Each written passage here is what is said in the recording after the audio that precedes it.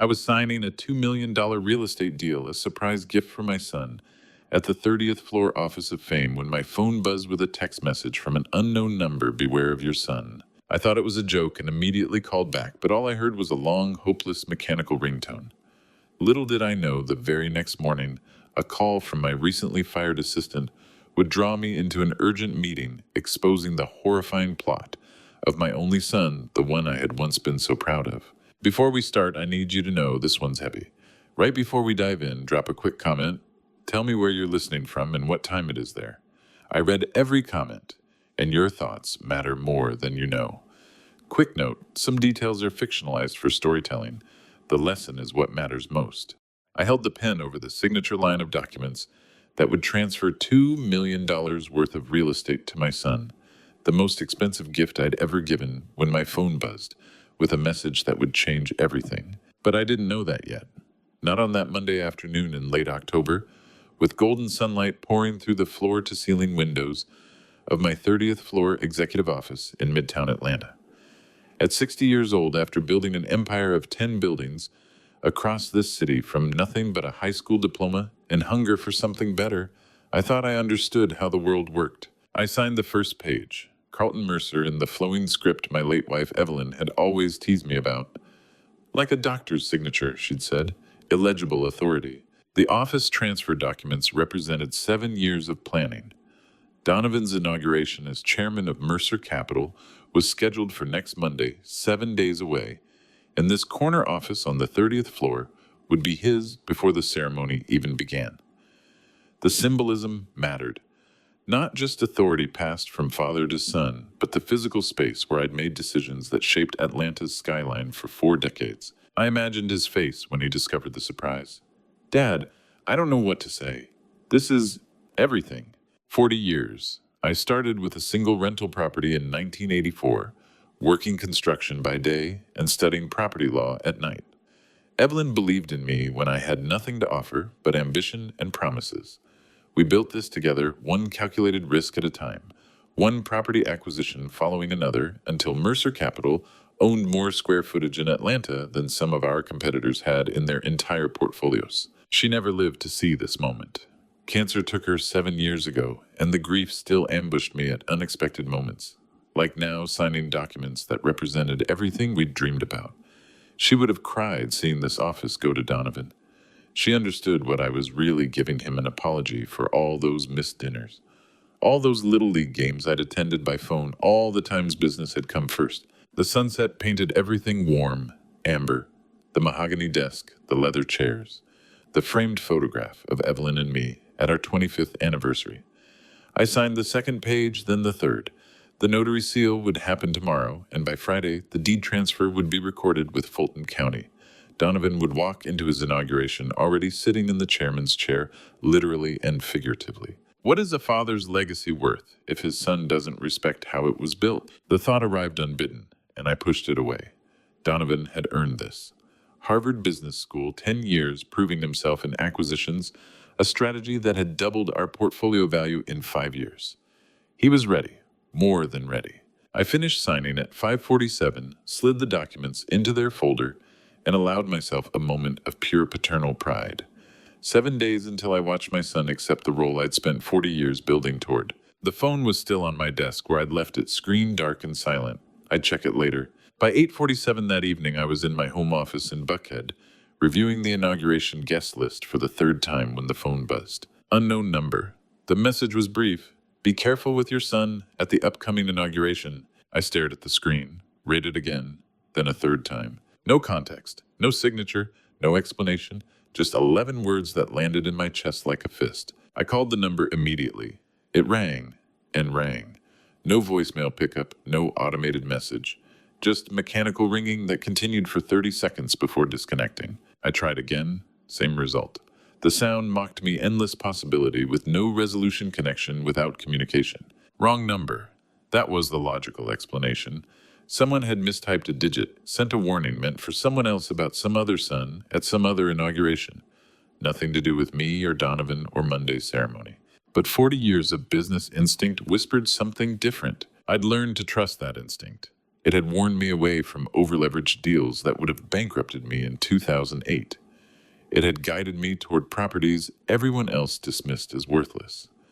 It had kept Mercer Capital solvent through recessions and market crashes that destroyed competitors. That instinct was whispering danger now. I called again. Fourth time. Fifth. By the eighth attempt, my hands were shaking slightly, and I noticed my jaw was clenched tight enough to ache. The phone rang endlessly. No voicemail, no answer, just mechanical ringing that mocked me. Be careful with your son. What did that mean? Careful of him. Careful for him. Was this a threat against Donovan's safety, or a warning about Donovan himself? I opened a new text message. Who is this? I typed, sent, waited. No response. No read receipt. Nothing. The rational part of my mind assembled explanations, bachelor party prank from one of Donovan's friends. Automated spam that had coincidentally mentioned an inauguration the week before ours. A wrong number that happened to align with my circumstances through pure statistical chance. But that voice, the instinct that had guided me through 40 years of high-stakes decisions, wouldn't quiet. I tried calling 3 more times. By the 10th attempt, I was pacing the length of my home office phone pressed to my ear, listening to that endless mechanical ring, while Atlanta's night skyline glittered through the windows like scattered diamonds. Nothing, no answer, no explanation, no clarity. I stood there for a long moment, phone in hand, staring at the message on my screen. Be careful with your son at the upcoming inauguration. Then I deleted it. Wrong number. Bachelor party joke. Some unknown sender with cryptic words wasn't going to ruin my son's big day. I had 7 days of final preparations, 200 guests arriving from across the country, and a $2 million office transfer to finalize. I didn't have time for paranoia, triggered by random messages from strangers. I poured 2 fingers of whiskey, Macallan 18, Evelyn's favorite, and forced myself to return to the guest list. Focus on what mattered. Focus on celebrating Donovan's achievement. Focus on the moment we'd both worked toward for decades. The whiskey burned pleasantly, and the message was gone from my phone, and I convinced myself I'd made the right choice to dismiss it. I had no idea that in 7 days I'd wish I'd listened to that warning. But 3 weeks earlier, I had signed something else documents that would make that anonymous message devastatingly real. I just didn't know it yet. The phone rang at 6:47 Tuesday morning, and this time someone answered a voice I hadn't heard in months, asking if we could meet in 30 minutes, because what he knew couldn't wait another hour. Felix Holland, Donovan's executive assistant. Former executive assistant, apparently. He'd been fired last Thursday. Harbor Cafe, he said. Near Atlantic Station, please, Mr. Mercer. What I have to tell you can't be said over the phone. The anxiety in his voice triggered something, a memory I'd been avoiding. As I dressed and drove through Atlanta's early morning streets, that memory surfaced with crystalline clarity. 3 weeks earlier, Wednesday evening, I'd been in my home study in Buckhead when Donovan had arrived unannounced. Dad, I've been working with attorneys on something special, he'd said, setting his leather briefcase on my desk. Donovan Mercer, 28, and recently appointed CEO of our acquisitions division, had worn that earnest expression I'd always trusted, the one that reminded me of myself at his age, hungry and determined. He'd opened the briefcase with careful ceremony. A charity fund in Mom's name. It'll help families afford housing, exactly what she always talked about. The air had left my lungs.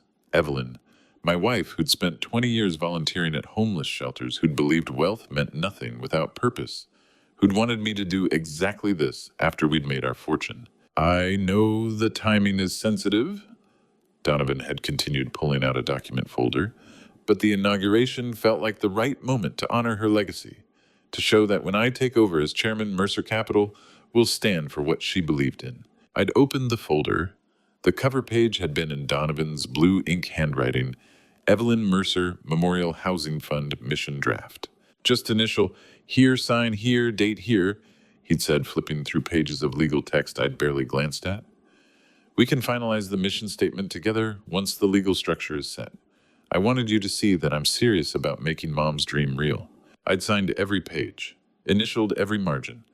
My hands had been shaking slightly with pride, I'd thought, with grief that felt somehow lighter because my son was carrying forward what Evelyn had started. Thank you, Dad, Donovan had said, collecting the documents with what I'd interpreted as reverence. Mom would be so proud of us. He'd left 30 minutes after arriving, and I'd poured a whiskey and allowed myself to cry. Something I'd only done a handful of times since Evelyn's death. My son was building a charity in his mother's name. He understood what legacy really meant. That's when I understood sitting in traffic on my way to meet Felix. My son had studied me like a hostile acquisition. He'd identified the weakness, my grief for Evelyn, and exploited it with surgical precision. The Harbor Cafe sat in morning mist near Atlantic Station, almost empty at 7:15. Felix Holland was already there, 32, and visibly shaken from his sudden termination 6 days earlier, sitting at a corner table with a manila folder that looked like it contained more weight than paper should hold. "Mr. Mercer," he said as I sat down. His hands trembled slightly around his coffee cup. "I was your son's executive assistant until he fired me last Thursday. I overheard a conference call I wasn't supposed to hear. I ordered black coffee, waited. Felix had always been competent, quiet, the kind of employee who made executives look more organized than they were. I need you to understand something before I tell you what I know," Felix said. "I risked everything coming here. If I'm wrong, I've destroyed my career for nothing. But if I'm right and I don't tell you, I'll never forgive myself." "Tell me." He took a breath. "They're planning to have you declared incompetent. There's a doctor-involved medical records being prepared. Once you're under guardianship, everything transfers to your son. Then the assets get sold $45 million in portfolio value to a rival buyer named Garrett Whitfield for $18 million. $45 million. $18 million. My life's work sold like a foreclosure. That's impossible," I said, but my voice sounded distant. "I would never authorize—" Felix slid a photograph across the table. I stared at it. The image showed a document professionally photographed, every detail sharp. The heading read, "Power of Attorney, Irrevocable Transfer of Authority." And at the bottom, in my unmistakable script, Carlton Mercer. The date 3 weeks ago, Wednesday evening. "The charity documents," I said. "Weren't charity documents," Felix finished quietly. "I'm sorry, Mr. Mercer. I found these in the secure files last Monday. I took photos before your son realized I knew." My hands felt cold. "What else?" "There's a one-way flight booked for Sunday morning, 36 hours after the inauguration ceremony. International. Once the guardianship is declared and the sales are completed, your son disappears." The cafe's morning sounds, espresso machine, hissing cups clinking, seemed to be happening in a different dimension. I was 60 years old, sitting across from my son's former assistant, learning that the charity I'd signed in my dead wife's name was actually a legal instrument designed to steal everything I'd built. "Who sent me the warning message?" I asked. Felix blinked. "What message?" "So not him. Someone else knew. Someone else had tried to warn me and I'd deleted it like paranoia." "Nothing," I said. "What proof do you have besides this photograph?" "Copies of the medical records being prepared, conference call transcripts I recorded, email chains between your son and Garrett Whitfield negotiating the sale price, flight confirmation, all of it." He pulled more papers from the folder, spreading them across the table like evidence at a trial I didn't know I was standing for. Felix placed the photograph back on top, my signature, unmistakable and undeniable, at the bottom of a document headed Power of Attorney that I'd never read, never understood, never actually seen until this moment. The date 3 weeks ago, the night my son came to talk about his mother's charity. I needed to see what else I'd signed without knowing. I left Felix sitting at that cafe table and drove straight to my office, violating every speed limit between Atlantic Station and Midtown, because I needed to see my safe, needed to know if the documents inside were real or if my son had been thorough enough to replace them all. The office was quiet at 9:30 on a Tuesday morning. I passed the reception desk without acknowledging the greeting, took the private elevator to the 30th floor, and went directly to the small room behind my office, where the vault sat against the back wall under cold white ceiling lights. My hands were steady when I keyed in the combination. They'd always been steady during crisis. 40 years of high-stakes decisions had taught me that panic was a luxury reserved for after the problem was solved. The vault door swung open with its familiar mechanical whisper. I pulled out the file for the Thorne Family Trust, the crown jewel of our portfolio, $45 million in commercial and residential properties, accumulated over 2 decades. Inside should have been original deeds, title transfers, purchase agreements, all bearing signatures and notary seals that proved ownership. I opened the folder. Photocopies. Clean professional photocopies on standard printer paper. No raised seals. No original ink. No legal weight whatsoever. I pulled out another file.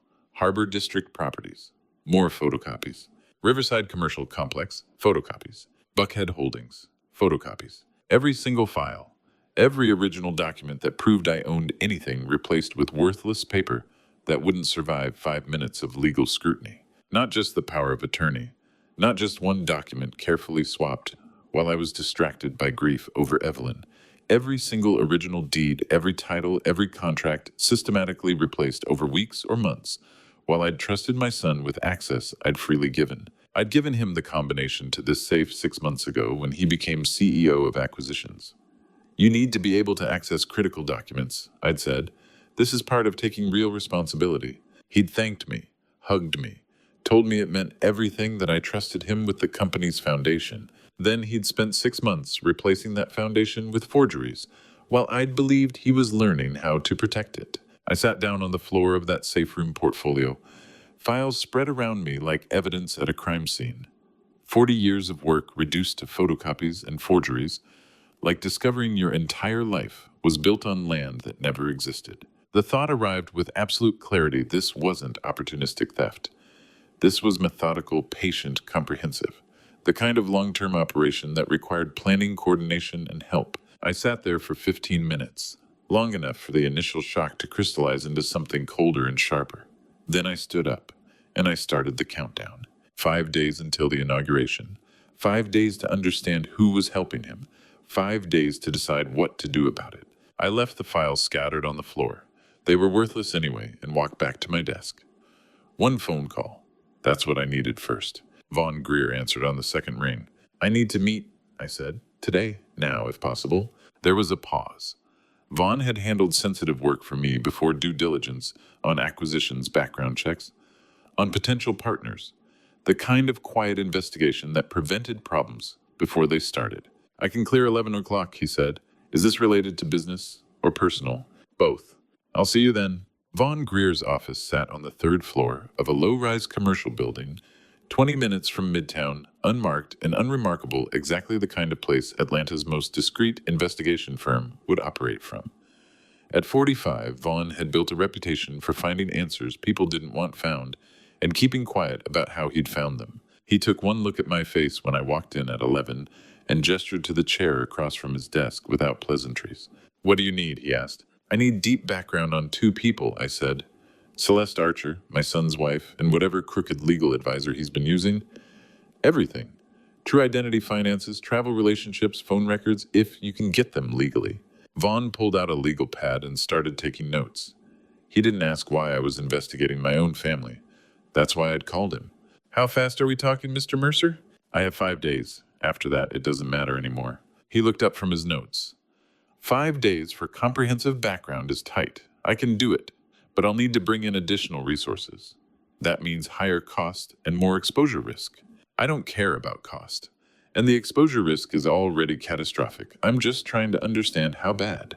Vaughn nodded slowly. The investigator looked at me with the careful neutrality professionals use when they know the answer will destroy you, but you need to hear it anyway. Can you give me context? He asked. What am I looking for specifically? Fraud, conspiracy, identity manipulation, document forgery. I suspect my son is planning to have me declared incompetent, transfer my assets under fraudulent guardianship, and sell everything to a buyer named Garrett Whitfield for a fraction of market value. I need to know who's helping him do it and how long they've been planning. Vaughn's pen stopped moving. That's comprehensive. Yes. You said 5 days. What happens after 5 days? My son's inauguration as chairman. After that, the fraud gets harder to stop. He was quiet for a moment, studying me with the assessment of someone who'd spent 20 years reading people for a living. What do you suspect is the worst thing I'm going to find? I looked at him across that desk in his unsigned office and told him the truth that had been growing since Felix showed me that photograph. I suspect I don't know the worst thing yet, because if my son could steal my signature, forge my documents, and replace every original in a safe only he and I could access, then whoever was helping him had planned this for longer than 3 weeks. And if they'd planned it that long, they'd planned for contingencies I hadn't even imagined. I needed to know who else was involved and how deep this conspiracy went. While I waited for Vaughn's first report, Felix Holland was building a second line of evidence, reaching out to Onwin Townsend, a former company assistant who'd been fired the same week as Felix and who'd kept documents she knew might matter someday. I learned about their meeting later, when Felix called me Tuesday night. But the evidence Onwin had preserved would become critical to understanding the full scope of what my son had planned. Felix met her at 2 o'clock Tuesday afternoon at a downtown coffee shop she'd chosen public enough to feel safe, quiet enough to talk without being overheard. Anwin Townsend, 32 and unemployed since Donovan's sudden purge of witnesses, sat across from Felix with a manila folder she'd kept hidden for 3 months, evidence she'd risked everything to preserve. "I kept a copy?" she said, sliding papers across the small table between them. I knew something was wrong when I saw the transfer amounts, hundreds of thousands, moving to a trust I'd never heard of in our own company filings. Felix looked at the documents. Transfer orders from Mercer Capital, operating accounts to something called the Thorne Family Trust. Multiple transactions over 8 weeks each, just under the threshold that would trigger automatic audit flags. "How long have you had this?" Felix asked. 3 months. I made the copy before Donovan locked down the financial system access. After that, only he and the CFO could see the full transaction history. "Why didn't you come forward earlier?" Anwin's hands trembled slightly around her coffee cup. "Because I was scared. Because I didn't know who to trust. Because I thought maybe I was wrong and it was legitimate business I just didn't understand." "What changed?" "He fired both of us the same week. That's when I knew it wasn't about performance reviews or restructuring. It was about eliminating anyone who might have seen too much." Felix nodded slowly. I would feel that same cold recognition later when he told me this story, the moment when suspicion crystallizes into certainty. "There's something else," Onwin said. "He installed cameras everywhere 2 weeks ago, every office, every hallway. That's when I knew he was getting ready to move and why he fired us the same week, 2 weeks before he fired them. 2 weeks before I signed the charity documents. He was eliminating witnesses before executing the theft." Felix thanked her, photographed the documents with his phone, and asked if she'd be willing to testify if it came to that. Onwin nodded, though her expression showed the fear that decision carried. "Mr. Mercer needs to know," she said. "Whatever Donovan is planning, it's big enough that he's willing to destroy people's careers to hide it." By Wednesday evening, I knew about Onwin's evidence, and I was sitting across from my son at Bacchanalia Restaurant in a private dining room, performing the role of proud father, while every word we spoke carried double meaning. Donovan had invited me 2 days earlier to celebrate before inauguration, he had said. "Just family, you, me, and Celeste." Celeste Archer, 27, with an elegant smile and designer dress, greeted me at the restaurant with warmth that would have seemed genuine if I hadn't known what Felix and Vaughn were uncovering. She was beautiful in the way that suggested careful cultivation, nothing accidental, everything intentional. "Carlton, it's so wonderful to see you," she said, kissing my cheek. "Donovan has been so excited about tonight." We sat at a table set for 3 in a private room with soft lighting and muted jazz playing through hidden speakers. The kind of room where Atlanta's power brokers made deals that never appeared in minutes. Donovan raised his wine glass. "Dad, this dinner is my way of saying thank you for everything, the office, the trust, the faith you've shown in me." I raised my glass and met his eyes. "You've earned it, son." Had he, or had I simply been too blind to see what he was becoming? While I'd been grieving Evelyn and celebrating his Harvard success and believing the story he'd carefully constructed, we ordered. Donovan talked about his vision for the company's next 5 years. I listened and asked questions that suggested enthusiasm. Celeste touched Donovan's hand, frequently played the supportive wife with practiced ease. "Carlton, you've worked so hard for 40 years, she said during the main course. "Don't you think it's time to enjoy your retirement? Let Donovan carry the burden now. Travel, rest, enjoy what you've built." I watched my son smile across that table and saw both the 5-year-old who'd hug me goodnight and the 28-year-old who was stealing my life, and I loved one while hating the other. "Perhaps," I said. "We'll see after the inauguration. I'm not quite ready to stop working yet." Something flickered in Celeste's expression, too quick to read, too deliberate to be accidental. She wanted me gone, retired, out of the way. Donovan steered the conversation back to safer territory, memories of building the company, stories about Evelyn, anecdotes from his childhood that made us all laugh. He was good at this, charming, convincing, the son every father would be proud to have. By the time dessert arrived, I'd almost convinced myself I was wrong about everything. Almost. "I love you, Dad," Donovan said at the end of the evening, standing to embrace me. "Thank you for everything." I looked him straight in the eyes and replied, "I love you too, son." We were both telling the truth. I loved the boy he'd been. He loved the father who'd given him everything. And we were both lying because love doesn't survive what he'd chosen to do and what I was about to do in return. The line between truth and lie had become so thin, I could no longer see where one ended and the other began. By Thursday morning, Vaughn would give me the first piece of information that would make the lie permanent. The Thursday morning arrived with the weight of everything. I'd been performing the loving father at dinner, the unsuspecting victim, signing documents, and I sat in my locked office waiting for Vaughn's call, knowing that whatever he'd found in 48 hours would either confirm my worst suspicions or reveal something even darker. I'd spent the night at home after that dinner with Donovan and Celeste, lying awake in the darkness, replaying every moment. The way Celeste had suggested I retire. The way Donovan had thanked me for the trust. Which trust? The charitable one I thought I was signing, or the real one I'd discovered was theft. The phone rang at exactly 10 o'clock. "Give me a moment," I said, crossing to my office door to lock it, then drawing the curtains across the floor-to-ceiling windows. What Vaughn was about to tell me couldn't risk being overheard or observed. "I'm secure," I said, sitting back at my desk. "Tell me."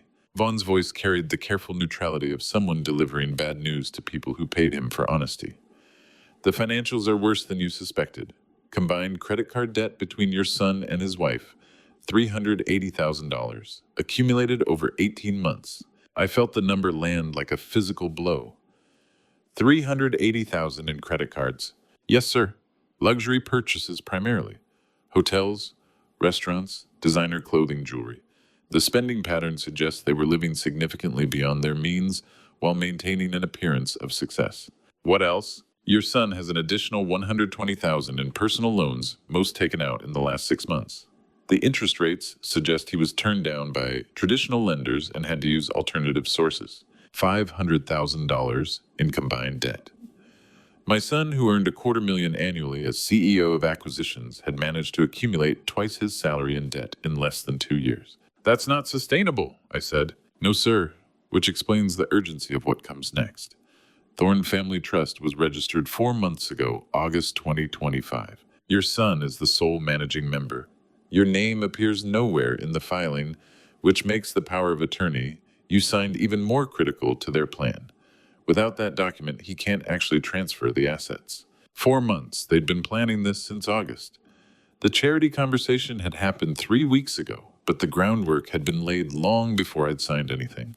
$380,000 in credit card debt. In 18 months. My son and his wife had been hemorrhaging money faster than most people earn it. The sale contract, I asked. Preliminary agreement was signed September 15th between Thorne Family Trust and Whitfield Properties. Purchase price $18 million for assets independently appraised at $45 million. The sale is structured as a distressed liquidation, which explains the price. Your son would claim you're incompetent. He has guardianship through the power of attorney, and the assets need to be sold quickly to prevent further losses. I closed my eyes. The architecture of the fraud was becoming visible. Not just theft, but a comprehensive legal fiction designed to look legitimate to anyone who didn't examine it closely enough. Who is Garrett Whitfield? I asked. Real estate investor, questionable reputation. He specializes in buying distressed properties at deep discounts. The kind of buyer who asks fewer questions than he should when the price is low enough. He knows it's fraud. I can't prove that yet, but he's buying assets worth $45 million for $18 million from a newly formed trust, managed by a 28-year-old with no previous trust management experience. Any competent due diligence would raise red flags. If he's not asking questions, it's because he doesn't want answers. I opened my desk drawer and pulled out the folder Felix had given me Anwin's transfer records, showing money flowing into Thorne Family Trust. Hundreds of thousands from company accounts. The debt explains the motive, I said. $500,000 owed no way to pay it back on salary, so they manufacture a crisis. Yes, sir, but there's something else. Something about Celeste, specifically. The shift in Vaughn's tone made me sit forward. Tell me. Her legal name was changed 6 years ago. Different first name, different last name. The court records are sealed under privacy provisions, but I've got a researcher working on identifying the original filing 6 years ago, before she'd met Donovan, before Harvard, before any of this, who changes their entire legal identity and spends years building a relationship based on a lie. Unless the goal was always destruction. What was her original name? I asked. There was a pause, the kind that precedes information that changes everything. That's something I need another 24 hours to confirm, sir. The records are sealed, and I want to be absolutely certain before I tell you. But if I'm right about what I'm seeing in these records and the cross-references I've found. He paused again. You've met this family before.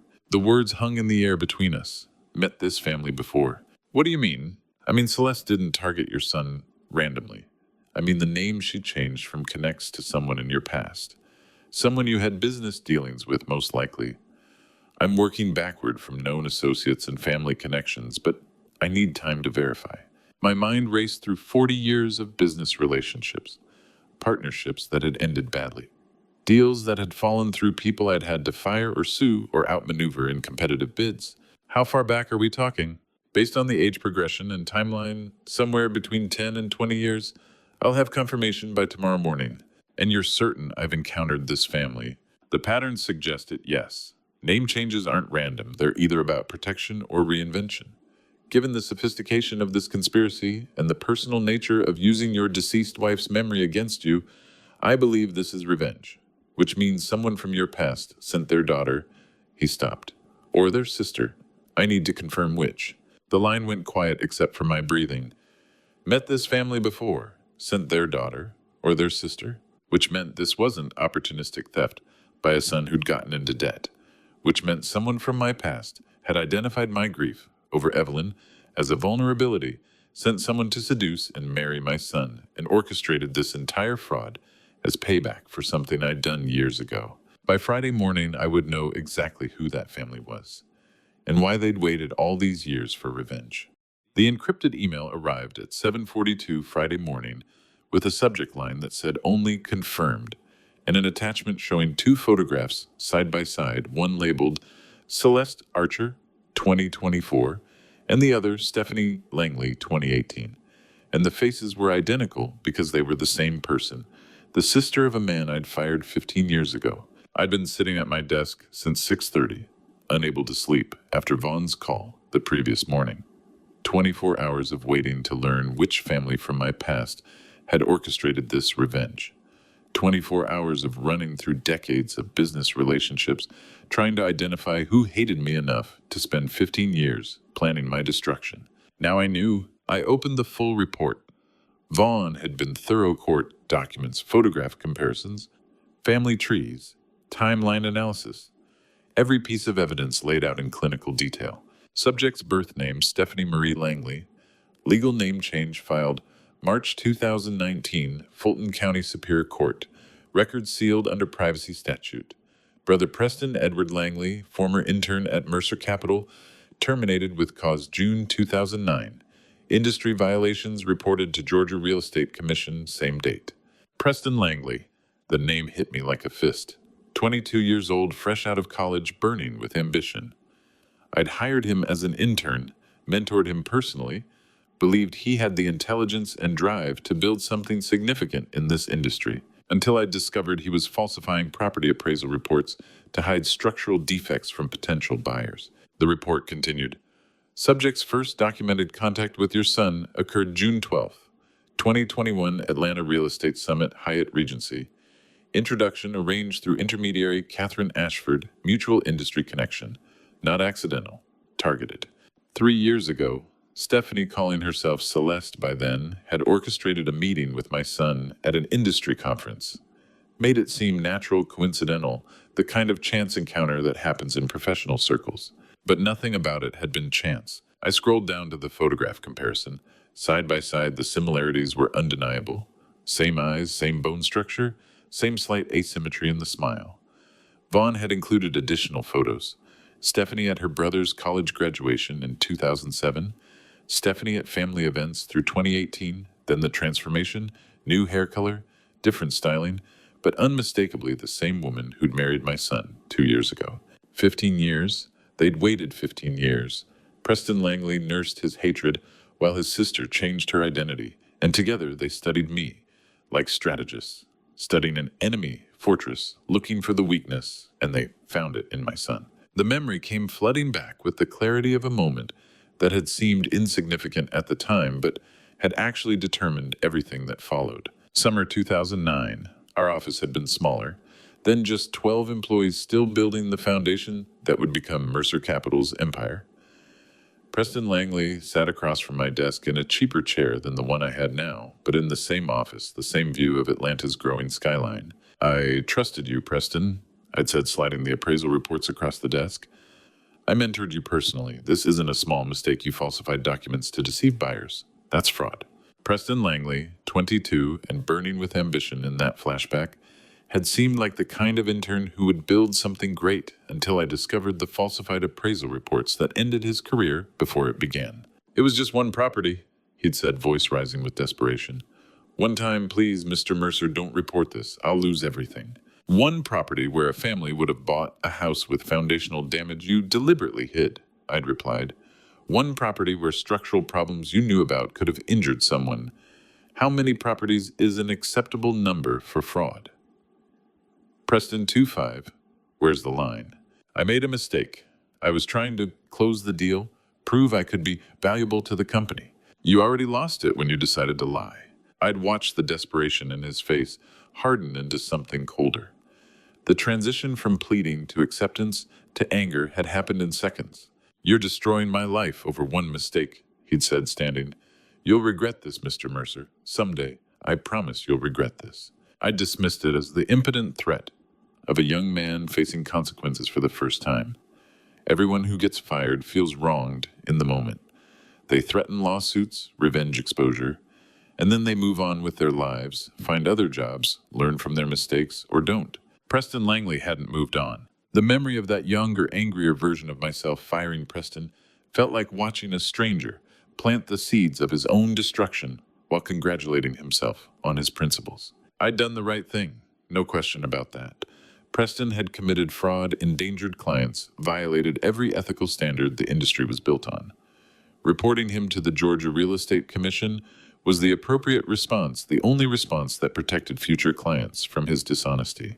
But that right thing had consequences I'd never imagined. Preston's career had ended that day. His reputation in Atlanta real estate was destroyed before it began. And apparently he and his sister had spent the next 15 years planning how to return the favor, how to destroy not just my career, but my family, my legacy, everything I'd built. And they'd done it by targeting the one thing I couldn't protect: my son's trust. I sat at my desk staring at those side-by-side photographs. Celeste and Stephanie, the same woman, the same calculating eyes, and Preston's voice echoed from 15 years ago. "You'll regret this, someday." I'd done the right thing that day. I'd fired a dishonest intern and protected my clients and my reputation. And that right thing had turned against me, through my son transformed into a 15-year conspiracy that weaponized the very relationship I'd sacrificed everything to build. The question I couldn't answer: if I'd known the cost, would I have made the same choice? But knowing about Preston Langley was only the first revelation. I still didn't know the most painful truth about Donovan's role. Vaughn's second call came 30 minutes after I'd stared at those photographs, long enough to memorize every detail, and his voice carried the weight of someone about to destroy the last thread of hope I'd been holding, that my son had been manipulated, that Donovan was a victim too, that somewhere in this conspiracy was a version of my boy who'd been tricked into betraying his father. "I have the follow-up information you asked for," Vaughn said, "about your son's level of awareness." I'd asked him to dig deeper to find out when Donovan had learned who Celeste really was, to determine if he'd discovered her identity recently or known from the beginning. I'd been hoping for the former. "Tell me, the meeting at the summit in 2021 wasn't accidental. I found the intermediary's email chain. Preston Langley arranged the introduction 3 weeks before the conference. Your son was targeted deliberately." My hand tightened on the phone. When did Donovan find out who she really was? Vaughn paused, the kind he used when the answer was worse than the question. Text messages from November 2021, 3 months into their relationship. Communications between your son and Preston Langley discussing the plan in detail. Your son knew who she really was from the beginning, Mr. Mercer. He chose to continue. November 2021. 3 months into their relationship, not 3 years of manipulation, 3 months before Donovan knew exactly who she was and chose to continue anyway. I stood silent for 30 seconds, staring at the photograph of Donovan on my desk. 5 years old in that picture gap-toothed smile hugging me at some company picnic. That boy had loved me without calculation. That boy had become a man who'd spent 3 years living a lie, plotting to steal his father's empire while smiling across dinner tables and saying, "I love you," with practiced sincerity. "Are you certain?" I asked. "I have the messages, screenshots, timestamps. Your son discusses the financial targets, the guardianship timeline. I'll send you the full report." "Send it." I'd been hoping, praying that Donovan was a pawn. That hope just died. "What do you want me to do next?"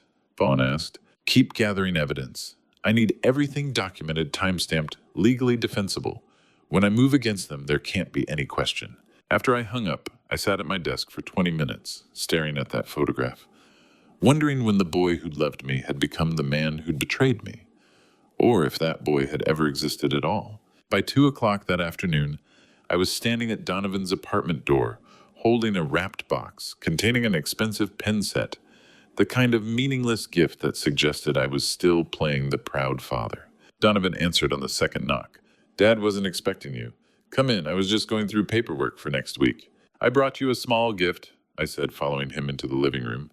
"Something for the office after the inauguration." The apartment was modern, expensive, furnished with designer pieces that cost more than they should. Evidence of the debt, the lifestyle my son and his wife maintained on money they didn't have while planning to steal mine. "You didn't have to do that," Donovan said, gesturing to the sofa. "Let me get us some water." The moment he left the room, my eyes swept the coffee table, and there it was, a business card. White cardstock with embossed lettering. Whitfield Properties. Garrett Whitfield, CEO. I picked it up. The rival who'd lost multiple bids to me over the past decade. The buyer offering $18 million for assets worth more than twice that. The man Vaughn had identified as the fraud's financial endpoint. His card was sitting on my son's coffee table like casual contact information, not hidden, not filed away, just there as if Garrett Whitfield was part of Donovan's everyday life now. The business card sat there between us like a third person. In the conversation, Garrett Whitfield, the man who'd lost to me 10 years ago and was now buying my empire through my son's betrayal. I placed it back exactly where I'd found it and sat down. Donovan returned with 2 glasses of water.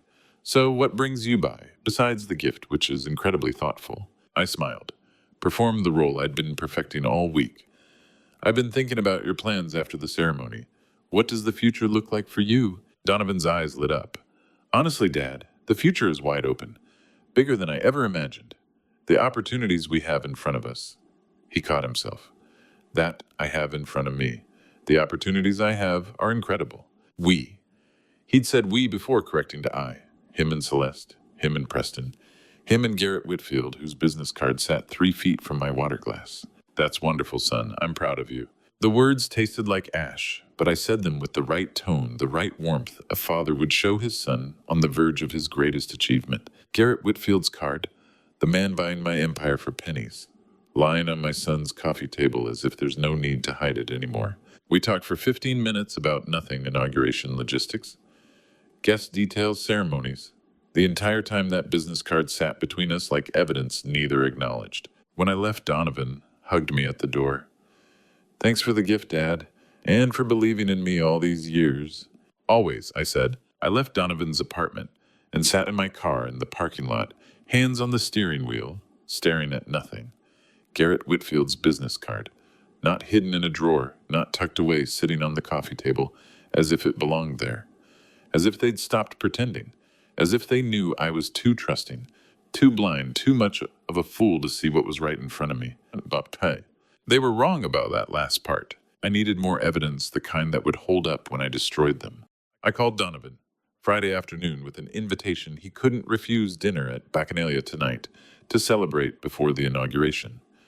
My treat, just the 3 of us, and while I made that call with my father's voice warm and proud, I was already arranging with the restaurant manager to install a recording device under our table because I needed them to confess in their own words. Marcus, the restaurant manager who'd known me for 15 years through business dinners, asked no questions when I requested the device installation, just nodded and made it happen. That's what 15 years of generous tips and mutual respect bought discretion when you needed it most. I arrived at 6:30, 30 minutes before the reservation. Marcus met me at the private dining room entrance. It's in place, I said quietly. Under the table right side. Voice activated. The room's private, no servers will interrupt unless you signal. Thank you, Marcus. This conversation needs to happen without interference. He looked at me with the careful neutrality of someone who'd worked in upscale dining long enough to recognize when family dinners were actually something else entirely. I hope you get what you need, Mr. Mercer. Donovan and Celeste arrived at 7 o'clock exactly. Celeste wore a dress that probably cost what most people made in a month. Donovan looked confident, relaxed like a man on the verge of everything he'd ever wanted. Because he was. Dad, this is wonderful, Donovan said, embracing me at the entrance. You didn't have to do this. Of course I did. This dinner is my way of saying I'm proud of you both. The inauguration is just the beginning of something bigger. Celeste kissed my cheek. You're too generous, Carlton. Really? We sat. I positioned myself so the recording device was between their chairs. Marcus brought wine, a vintage I'd selected earlier, expensive enough to suggest celebration. I raised my glass. To the future, to new leadership, to family. To family, they echoed. We talked about safe things, the guest list, the ceremony schedule, who would be photographed with whom. I played the proud father perfectly. Asked questions, laughed at appropriate moments, complimented their vision. At 7:30, I'd set my phone to vibrate. When it did, I glanced at the screen with practiced concern. I'm so sorry, I said, standing. Urgent call from the attorney. I need to take this outside. Order whatever you'd like. I'll be back in 10 minutes. Donovan waved dismissively. No worries, Dad. Take your time. I walked out of the private room through the main restaurant and stood in the quiet hallway near the restrooms. Waited exactly 10 minutes while the recording device captured whatever they said when they thought I was gone. I sat there watching them toast to their future, knowing the recording device was capturing every word they spoke when they thought I was gone, and I felt nothing, just cold, strategic purpose. When I returned, they were laughing about something. The laughter stopped when they saw me, but not quickly enough to hide that they'd been enjoying themselves in my absence. Sorry about that, I said, sitting back down. Legal details. Nothing that can't wait until after Monday. Everything okay? Donovan asked. Perfect. Where were we? Yes. Tell me about your plans. I want to hear everything about the future you're building. And they told me. Not everything, not the details they'd discussed when I was gone, but enough.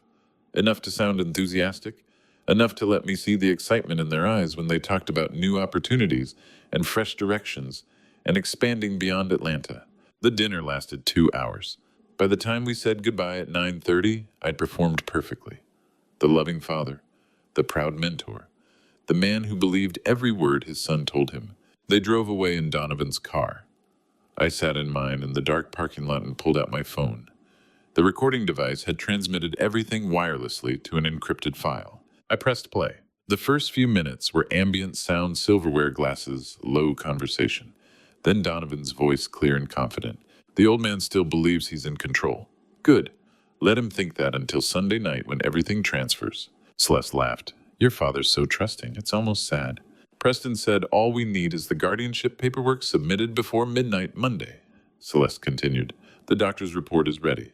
Once the court approves, your father loses everything. Sunday night, Donovan said. 36 hours after the inauguration. We'll be celebrating at the house. He'll be relaxed, thinking the worst is over. That's when we move. Each word from the recording was a nail in a coffin. I was building, except the coffin wasn't mine, it was theirs, and they were hammering the nails themselves. Then Donovan's laughter, the kind of laugh you save for a particularly good joke. The charity in Mom's name, that was genius. He actually cried when he signed. Didn't read a single page, just signed because he missed her so much. Celeste's voice warmed with approval. Emotional manipulation works best on sentimental men. He gave me everything I asked for, Donovan said. The office, the safe combination, the trust documents. All I had to do was mention Mom and he'd hand over anything. I turned off the recording and sat in that dark parking lot, hands on the steering wheel, listening to the silence after my son's laughter about exploiting my grief for his mother. The silence felt heavier than the words had. I'd gotten what I needed. Evidence in their own voices. Confession of conspiracy. Admission of manipulation. Everything I'd need when the moment came. But hearing it, hearing my son laugh about using his mother's memory as a weapon against me, was different from knowing it intellectually. I started the car and drove. No destination, no plan. Just drove through Atlanta's night streets because staying still meant thinking about what I'd heard, and I wasn't ready for that yet. The city lights blurred past, traffic signals, storefronts, other cars with other people living other lives, where sons didn't betray fathers, and fathers didn't have to record their own children confessing to fraud. By morning, I would be ready for what came next. But tonight I just drove. I had the recording, but I needed to know how deep this conspiracy went before I could act. Saturday morning, I sat in my office at dawn, the recording from last night's dinner, still echoing in my head, Donovan's laughter, Celeste's casual cruelty. And when Vaughn called at 7:15, I already knew the news would be bad, but I didn't know it would confirm they'd planned their escape down to the hour. I'd driven until 2 in the morning, finally going home to lie awake in the darkness, replaying every word of that recording. By 6, I'd given up on sleep and come to the office needing somewhere to be that wasn't empty rooms filled with memories of a son who never really existed. The phone rang exactly on time. Vaughn never missed a deadline. "Tell me," I said. "One-way tickets? Geneva. Monday morning, 6:15 a.m. Booked 3 weeks ago, same time frame as the charity document signing. They've been planning the exit as long as they've been planning the theft." I closed my eyes. One-way tickets. Not round trip, not business travel with a return date. One-way tickets to a country famous for protecting wealth, no matter where it came from. What else? The Swiss account was opened 2 months ago, August. It's under a shell company named Thorn Legacy Holdings, designed to sound legitimate while hiding the beneficial owners. Once that money from Whitfield transfers, Swiss banking laws make it nearly impossible to recover. The Thorn Legacy Holdings. Even the shell company used a variation of the trust name, creating layers of confusion that would take lawyers months to untangle, while the money disappeared into Swiss secrecy. When does the transfer happen? Based on the sale contract I obtained, the transfer executes immediately upon completion of the inauguration ceremony. The moment your son is declared chairman, the contracts trigger. Whitfield Properties pays $18 million to Thorn Family Trust, which then transfers to Thorn Legacy Holdings in Geneva within hours. By Monday morning, when they board that flight, the money's already moved. One-way tickets, not round trip, not business opportunities. One-way tickets booked the same week Donovan brought me those charity documents to sign. "How long do I have?" I asked. Vaughn paused, not for effect, but because the answer mattered. "The flight leaves Monday morning at 6:15. The inauguration is Sunday evening at 7 p.m. That gives them approximately 11 hours between ceremony and departure. If you don't stop this before Sunday night's inauguration, they'll be unreachable by Monday afternoon. Gone. With everything. 11 hours. They'd planned it with precision. Just enough time to celebrate the inauguration. Let me believe everything was normal, then disappear before I understood what had happened. "The guardianship paperwork," I said. "When does that get filed?" "According to what I overheard in your recording midnight Monday, but by then they'll already be in the air. The guardianship is cover making it look like you were incompetent when the fraud happened, creating legal confusion that buys them time. By the time courts sort through forged medical records and fraudulent guardianship claims, they're settled in Geneva with Swiss lawyers protecting the money." I stared at my desk at the photograph of 5-year-old Donovan that I should have thrown away but couldn't quite bring myself to remove. That boy in the picture had never planned to steal his father's empire and flee to Switzerland. Or maybe he had. Maybe I'd never known him at all. "There's something else," Vaughn said. "The tickets are first class. The Geneva apartment I found the lease is in a building that costs $30,000 per month. They're not planning to hide in some modest flat until things blow over. They're planning to live exactly as they have been, just somewhere you can't reach them. How do you stop someone from stealing your life when they've already packed their suitcases and bought tickets to a country that won't extradite for financial crimes?" "What about Preston Langley?" I asked. "Is he going with them?" "No ticket in his name, but I found wire transfer records. He's already been receiving payments. 20,000 here, 30,000 there over the past 6 months. Total of approximately $200,000 moved from Donovan's accounts to Preston's. He's been paid as the conspiracy progressed. So Preston wasn't fleeing.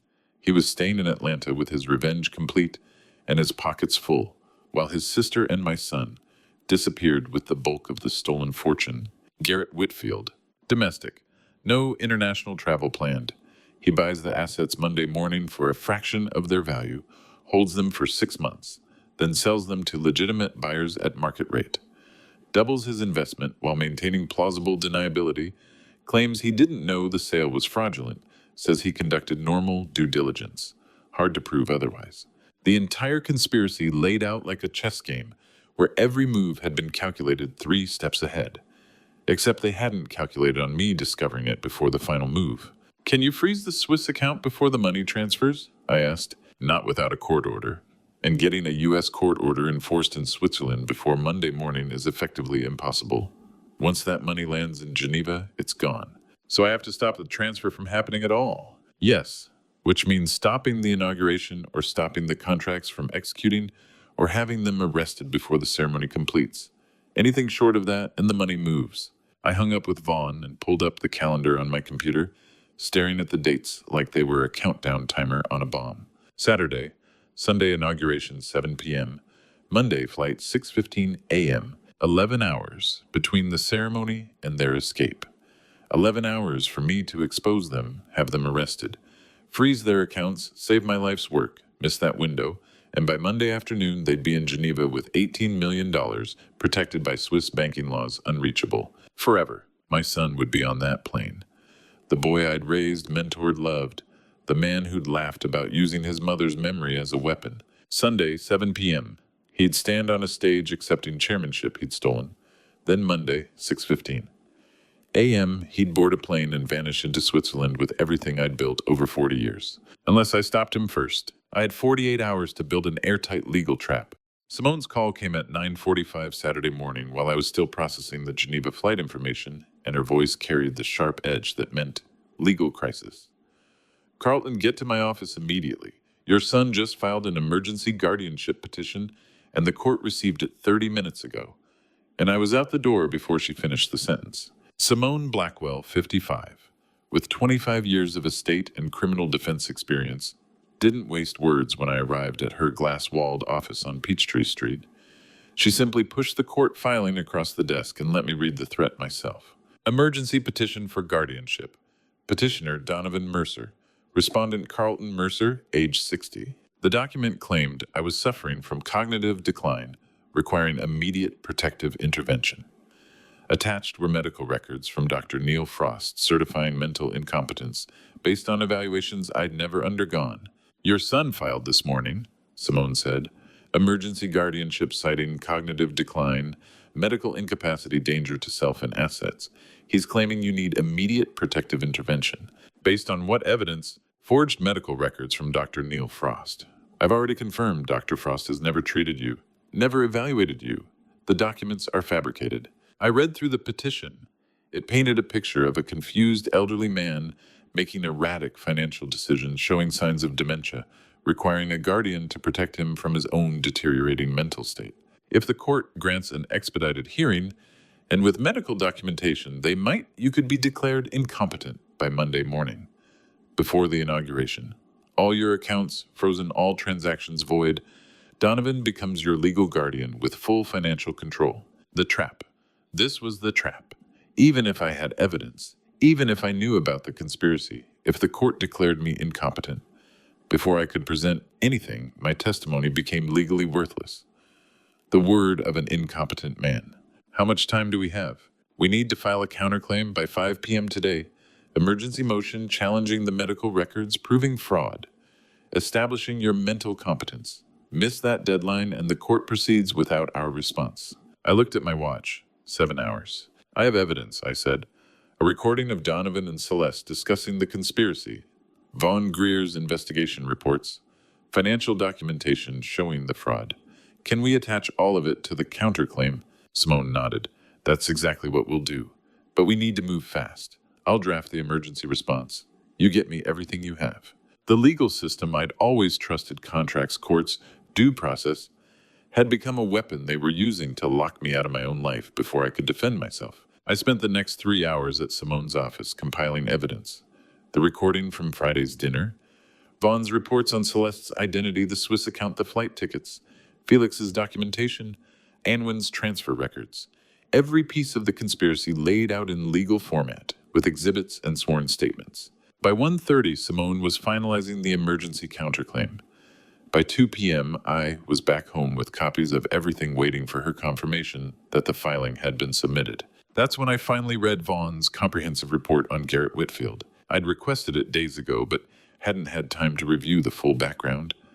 Now, sitting in my home study, I understood why Garrett wasn't just an opportunistic buyer, offering $18 million for a portfolio worth more than twice that. This was personal. Whitfield Properties lost the Riverfront Plaza bid to Mercer Capital in 2014. The report read, contract value $30 million. Whitfield had announced the deal to investors before the final decision. When you won, Whitfield's reputation suffered permanent damage.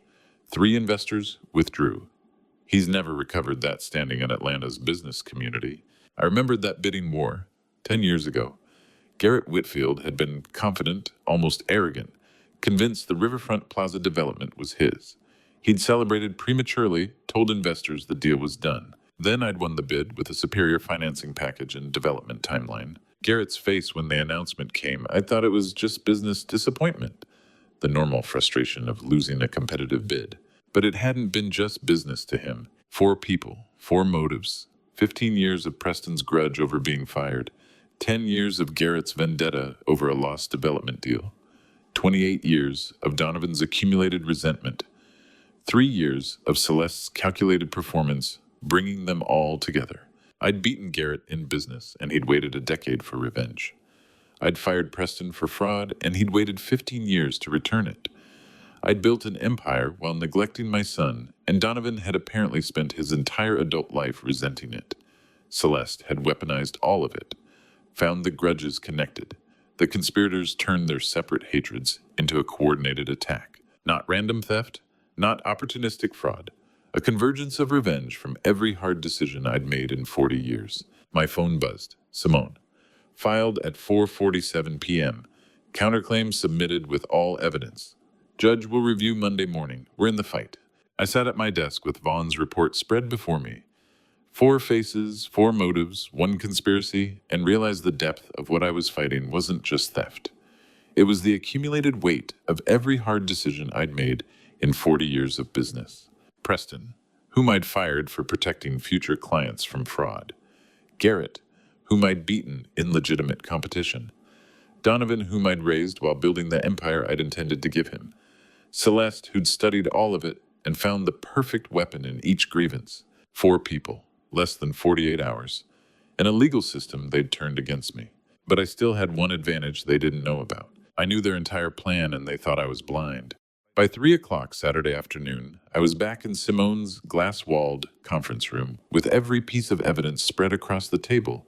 Vaughn's reports, the dinner recording, financial documents, Felix's testimony, Anwin's money transfer records, and Simone looked at the arsenal I'd assembled in 5 days and said, "Now we go to war." Knowing their plan was one thing.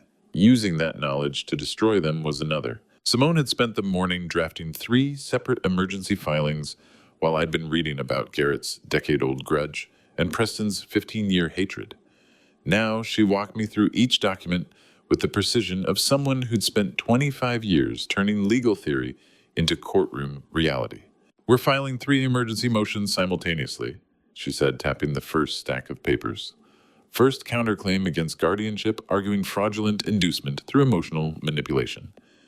You weren't incompetent when you signed those documents. You were a grieving widower deliberately deceived by someone exploiting your deceased wife's memory. Will that work? It establishes that any claim of incompetence is based on fraud, not actual mental decline. Second, filing emergency asset freeze on Thorne Family Trust, preventing any transactions. This stops the money from moving while the court investigates. She moved to the third stack. Third, formal notification that Dr. Neil Frost's medical records are forged documents from a bribed physician requesting criminal fraud investigation. This brings law enforcement into the picture. This gives us legal standing to fight Monday's hearing. The freeze protects your assets. The fraud notification brings Dr. Frost under scrutiny. It's comprehensive defense. Will it be enough? I asked. It's everything the law allows us to do in 48 hours. Simone gathered the documents and began the electronic filing process. I watched names and case numbers populate on her screen, 3 separate legal actions launching simultaneously into the court system like missiles aimed at Donovan's conspiracy. When she finished, She closed the thick file and looked at me with an expression I couldn't quite read. Legally, we've done everything we can. But personally, Carlton, once you sign that new will, once you disinherit Donovan completely, there's no taking it back. Are you absolutely sure? I'm sure, I said, though I wasn't sure at all. But being unsure while acting was better than being paralyzed by certainty that my son had destroyed me. Simone asked if I was sure, and I said yes, but the truth was, I'd never been less sure of anything. I just knew that being unsure while acting was better than being paralyzed by certainty that my son had destroyed me. The notary will be here at 5, she said. Take an hour, walk, think, come back if you're still ready. I walked. Atlanta's streets were busy with Saturday afternoon traffic people shopping, eating, living normal lives, where sons didn't betray fathers, and fathers didn't have to disinherit their only children. I walked past the building where I'd signed my first property deed 40 years ago, past the restaurant where Evelyn and I had celebrated our 20th anniversary, past the park where I'd taught Donovan to ride a bike. Everywhere I looked, I saw memories of building something, and now I was about to sign documents, giving it all away rather than let my son have it. I was back at 5 o'clock. Rebecca Quinn, the notary public. Simone, used for all sensitive estate documents, had witnessed countless wills in her 20-year career, but sensed the weight of grief behind this particular signature. She set up her stamp and seal at the conference room table without small talk. Mr. Mercer, I need to confirm you understand this will is irrevocable, she said. All assets transferred to Evelyn Mercer Memorial Housing Fund. Your son, Donovan Mercer, is explicitly excluded from inheritance. Do you understand and consent? I understand, I consent. Simone pushed the document across the table. New last will and testament. Carlton Mercer, age 60. I flipped through the pages. Every property listed by address, every account by number, every asset accumulated over 40 years. All campaign going to Evelyn Mercer. Memorial Housing Fund established in Evelyn Mercer's name. Donovan Mercer receives nothing. The clause was there in explicit language, legally airtight, no room for contest. I picked up a pen from the tray Rebecca had brought. Blue ink. Not black, not the standard notary. Blue-black, this was the bright, distinctive blue that stood out on documents. The same shade Donovan had used to write his mother's name on the fraudulent charity papers. I'd requested it specifically. The symmetry was intentional. Donovan had exploited Evelyn's memory to steal. Now I was honoring it to give away everything rather than let him have it. The blue ink flowed across the signature line like the final thread being cut between father and son, the same color that had tied us together in fraud, now severing us forever in justice. I signed the first page, then the second, then the third. Carlton Mercer in the same flowing script Evelyn used to tease me about. For the first time in 60 years, I understood what they mean when they say children are the greatest asset in a person's life, because I'd just signed away everything I'd built specifically to make sure mine didn't inherit a penny of it.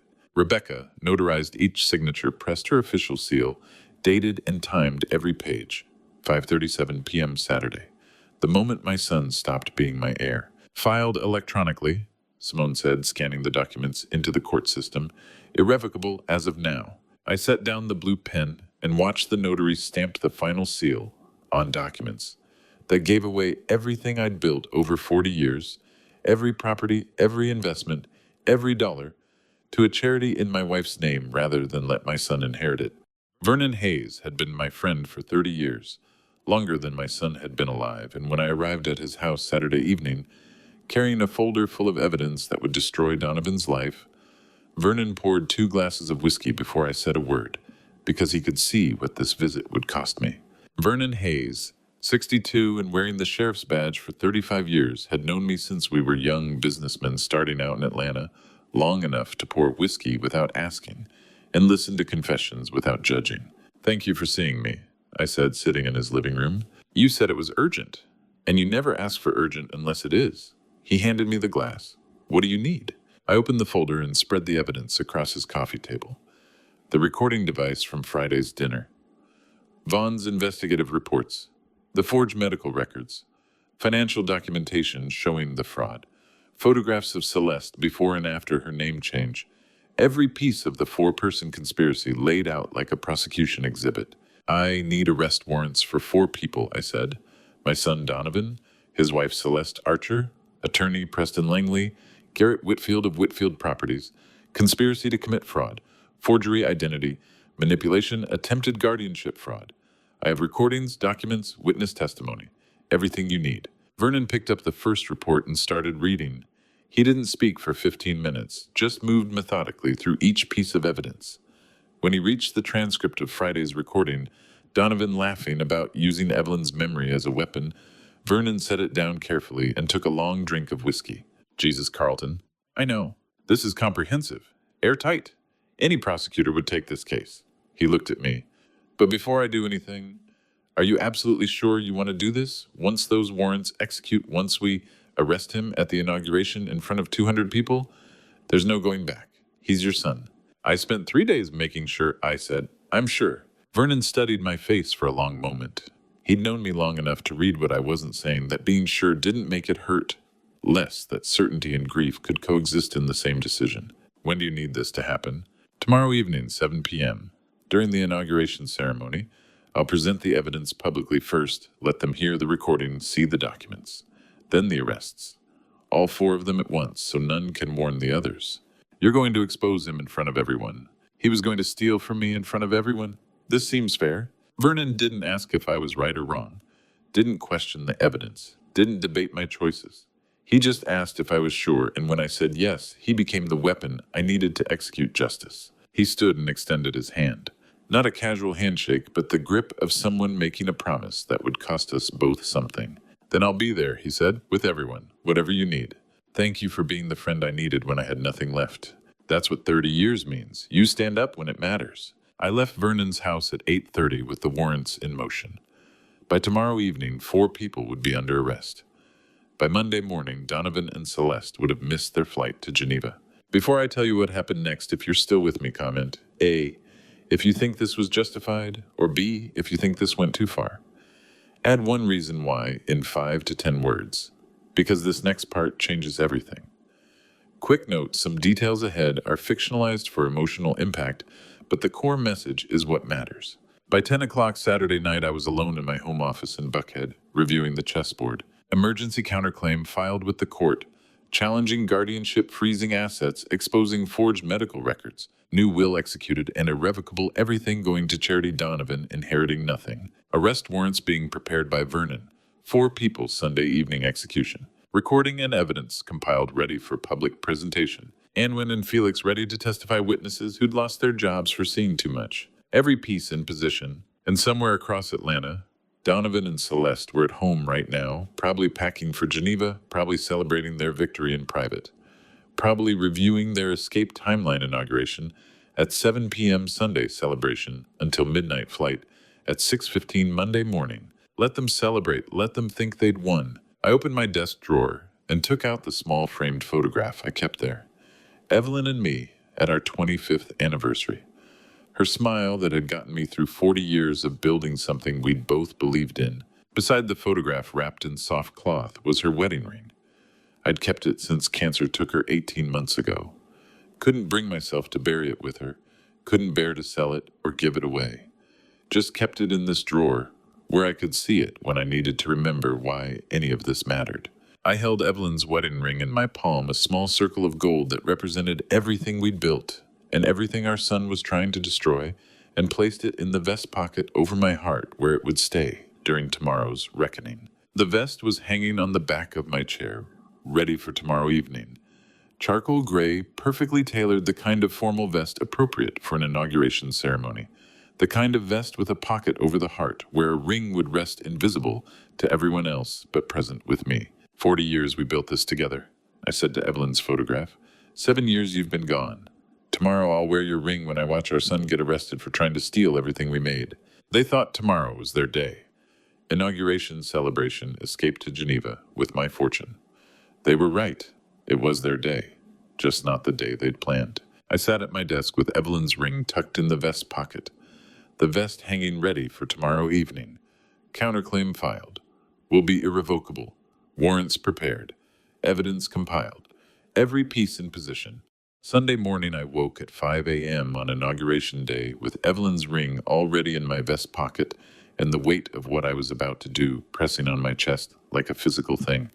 And by 8 o'clock, Simone was calling with news that the final pieces of evidence were falling into place faster than we'd planned. I'd spent the hours between 5 and 8 preparing. Shower, coffee, the charcoal vest with Evelyn's ring secure in the pocket over my heart. Reviewing Vaughn's reports one final time. Checking my phone for any last-minute complications. None came. Just silence as Atlanta woke up on a Sunday morning that would end with my son in handcuffs. When Simone called at 8, I was sitting at my kitchen table staring at that photograph of 5-year-old Donovan. I still couldn't bring myself to put away. And when Townsend just called, Simone said without preamble, she's been holding copies of money transfer orders for 3 months. Exact records showing fund movement from Thorne Family Trust to Preston Langley's escrow account. Hundreds of thousands of dollars. She's delivering them this morning. I set down my coffee. She kept them this long. She was scared. Didn't know who to trust. But with the inauguration happening today and knowing what you're planning, she decided she wanted to be part of exposing it. She'll be at my office in an hour. This is independent documentary evidence, Carlton. Not just recordings we made, not just investigator reports, actual financial institution records showing the money trail. The conspiracy's paper trail, documented by their own transactions. How solid is it? Unimpeachable. Bank transaction records with account numbers, dates, amounts. Every transfer from your son's trust to Preston's escrow account over the past 2 months. It's the smoking gun in paper form. I felt something loosen in my chest. Not relief exactly, but the confirmation that I hadn't missed anything, that the case I'd built over 6 frantic days was becoming stronger, even on the morning of execution. You know what? Simone said, and I could hear her laughing darkly on the other end. This is the first time in 20 years of practice I have so much evidence I'm worried the court won't know where to begin. We have audio recordings, documents, witnesses, financial records, and forged medical files. It's overwhelming. Good, I said. I want it overwhelming. For 7 days, I'd been building this case piece by piece, and now on the morning of reckoning, the final pieces were arriving of their own accord. Witnesses coming forward, evidence materializing as if the universe itself wanted this conspiracy exposed. I'll have everything ready by noon, Simone said. Compiled indexed copies for Vernon's team and the prosecutors. When you present this tonight, it won't just be your word against theirs. It'll be an avalanche. I thanked her and hung up, but the phone rang again 15 minutes later. Simone again, but her voice had changed. There was something almost triumphant in it now. Dr. Neil Frost just walked into my office. Voluntarily, he's seeking a leniency deal in exchange for testimony. He confessed everything. I stood up from the table. Tell me. Donovan approached him 6 weeks ago, offered $50,000 cash to sign medical records declaring you mentally incompetent. Frost took the money, signed the documents, thought it was just a family dispute where an adult son was trying to protect assets from a declining father. Claims he didn't know it was fraud. And he's confessing this now. Brought bank records showing the deposit, text messages from your son, dates of their meetings, everything documented. He's terrified of criminal fraud charges and wants to cooperate fully before we expose him at the inauguration. This is a third completely independent source confirming the conspiracy. Dr. Neil Frost, 47 and increasingly consumed by guilt over the forged medical records he'd signed for $50,000, finally walked into Simone's office Sunday morning, seeking leniency before I could expose him at the inauguration. Is he credible? I asked. Extremely. He's got documentation that corroborates everything we already knew, plus details we didn't have, like the exact date Donovan first approached him, what your son said about needing the guardianship finalized before the inauguration, how Preston Langley was present at one of their meetings.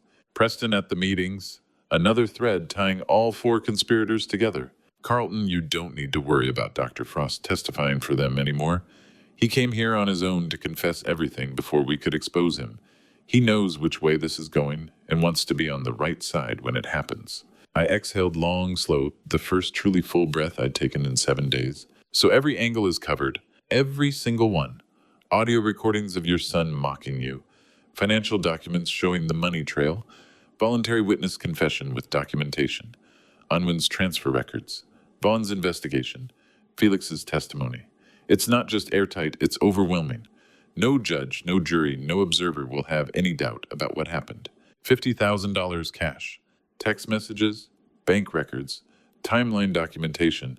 Dr. Frost had kept everything the perfect insurance policy that became my perfect evidence. When does Frost want to testify? I asked. He's offering to appear tonight if needed, or provide sworn affidavit immediately and testify at trial. Whatever we want. He just wants leniency in exchange for cooperation.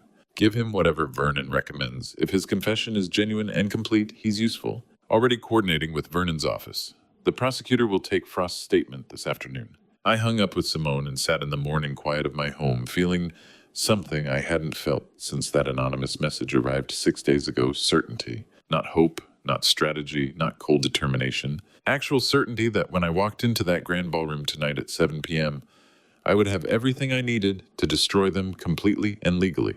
Audio recordings of Donovan laughing about exploiting Evelyn's memory. Financial documents showing hundreds of thousands transferred through the conspiracy. Witness confessions from Dr. Frost. Felix Anwin. People who'd been part of it or seen it and were now willing to testify. Arrest warrants prepared by Vernon for all 4 conspirators. Every angle covered. Every loophole sealed. Every piece of evidence independently verified and unimpeachable. I touched the vest pocket where Evelyn's ring rested. By tonight, that ring would be with me when I watched our son face the consequences of what he'd chosen. Now I just had to survive the next 9 hours without revealing I knew anything. The grand ballroom smelled like power-polished mahogany, expensive cologne champagne waiting to be uncorked. I stood in the lobby at 6 o'clock, Evelyn's ring, a cold circle of metal in my suit pocket, watching my son's world assemble itself for one final photograph. I'd arrived deliberately early, wanting to observe before being observed. The grand ballroom had been transformed for the inauguration. Flowers everywhere, champagne stations at strategic intervals, photographers positioning themselves to capture the moment when Donovan Mercer became chairman of Mercer Capital. 200 guests were arriving in waves. Business partners in expensive suits, colleagues I'd known for decades, competitors who'd come to witness the transition of power, all of them seeing celebration, none of them seeing the trap that was about to spring. Donovan stood near the entrance with Celeste beside him, greeting arrivals with the confident smile of someone who believed he'd already won. He wore a tailored black suit that probably cost what most people made in a month, purchased with money he didn't have, celebrating a position he'd stolen, planning an escape to Geneva he'd never make. Celeste looked elegant in a dress that matched the champagne, golden expensive, carefully chosen for photographs that would never be published the way they'd imagined. I watched them perform their roles. The gracious son, about to accept his father's legacy. The supportive wife standing beside her successful husband. Perfect images, hiding perfect fraud. Carlton, congratulations. A senior partner whose name I'd known for 30 years shook my hand warmly. You must be so proud. Donovan's going to do incredible things as chairman. Thank you, I said, returning the smile. Tonight's a significant moment for the company. More guests. More congratulations. More people telling me how proud I must be, how well I'd raised my son, how Mercer Capital's future was bright under new leadership. I accepted every compliment with grace, performed every response with warmth, and felt Evelyn's ring press against my chest through my suit pocket, a reminder of why I was doing this, who I was doing it for. Then I saw Preston Langley across the room. He stood near the bar, in an expensive navy suit, holding a glass of champagne, surveying the crowd with the confidence of someone who believed he'd orchestrated a perfect crime. Preston Langley, the 22-year-old intern I'd fired 15 years ago for fraud, now 40, and believing he'd gotten his revenge. Our eyes met across the ballroom. Preston raised his champagne glass, slightly nodded, with barely concealed smugness. The look said everything I won. You lost. You don't even know it yet. I returned the nod politely, raising my own empty hand in acknowledgement. 60 more minutes, I thought. Enjoy them. How many times had I stood in rooms like this, smiling at people who saw only the surface? Tonight would be the last. I touched Evelyn's ring through my pocket. She'd always believed in truth over comfort, in principle over convenience. 7 years she'd been gone, and I was still trying to live up to what she'd taught me. This is for you, I thought. For the principle. For the belief that some things matter more than family loyalty when family stops being loyal. At 6:45, I excused myself from a conversation about quarterly projections and walked toward the back hallway under the pretense of finding the restroom. Vernon Hayes was waiting exactly where said he'd be, near the service entrance, dressed in a dark suit that looked official, without being obviously law enforcement. At 62, with 35 years wearing a badge, Vernon knew how to blend into formal events when necessary. "Warrants approved," he said quietly as I approached. "Team positioned outside main entrance and service exits. We're ready." The signal: you present the evidence during your speech. Play the recording show, the documents, whatever you've planned. Then you look at me in the back of the room and nod. That's when we move. Not before. We wait for your signal, so there's no way they can claim we acted without public evidence. Timing: we'll be fast. Teams coordinated. All 4 arrests happening simultaneously, so none of them can warn the others or destroy evidence. Donovan, Celeste, Preston, Garrett, all of them taken into custody within 2 minutes of your signal. 8 minutes. That's all the freedom Preston had left. Vernon looked at me with an expression that carried 30 years of friendship. "This takes courage. What you're about to do, there's no going back from it." I know. Justice is sometimes personal. Sometimes it has to be. "Thank you," I said, "for being here, for believing me, for everything." He gripped my shoulder briefly. "See you in there." I returned to the ballroom, straightening my tie, feeling the weight of Evelyn's ring against my chest. The ceremony would begin in minutes. My seat was in the front row, the place of honor reserved for family of the incoming chairman. As I walked toward my designated chair, Donovan caught my eye from across the room. He smiled, broad, genuine-looking, the smile of someone who thought he'd won. I smiled back. The final performance. The last time I'd pretend I didn't know what he'd done, didn't know what he'd planned. Didn't know that in less than an hour he'd be in handcuffs. I sat down in the front row, pulled my phone from my pocket to check the time, 6:52 p.m. 8 minutes until the ceremony began. 8 minutes until the inauguration started. Less than an hour until I destroyed my son in front of 200 people. The ballroom continued filling. Guests taking seats, photographers adjusting positions, someone testing the microphone on stage with a brief electronic chirp. Everyone assembling for the celebration. No one knowing they were assembling for an execution. The lights dimmed. A microphone chimed. A voice announced, "Ladies and gentlemen, please take your seats. The inauguration ceremony will begin momentarily." I touched Evelyn's ring one final time. 7 o'clock. The moment had arrived. Applause filled the grand ballroom like thunder, and I watched my son step into the spotlight he'd stolen. 7 o'clock had arrived. The ceremony was beginning. I sat in the front row, hands folded, Evelyn's ring pressing against my chest through the vest pocket. Around me, 200 faces turned toward the stage, where Garrett Whitfield stood at the podium, his practiced smile gleaming under the chandeliers. The man who'd orchestrated the office building theft now played master of ceremonies for my son's coronation. The irony tasted like copper in my mouth. "Good evening, everyone," Garrett's voice boomed through the sound system. "Welcome to this momentous occasion. Tonight we celebrate not just a transition of leadership, but the continuation of a legacy. Mercer Capital has been a cornerstone of Atlanta's business community for 40 years, and tonight we witness the next generation taking the helm." More applause. I clapped along each strike of my palms, deliberate, mechanical. Donovan stood to Garrett's left, navy suit, perfectly tailored silver tie catching the light. Celeste sat 3 rows behind me, her emerald dress visible in my peripheral vision.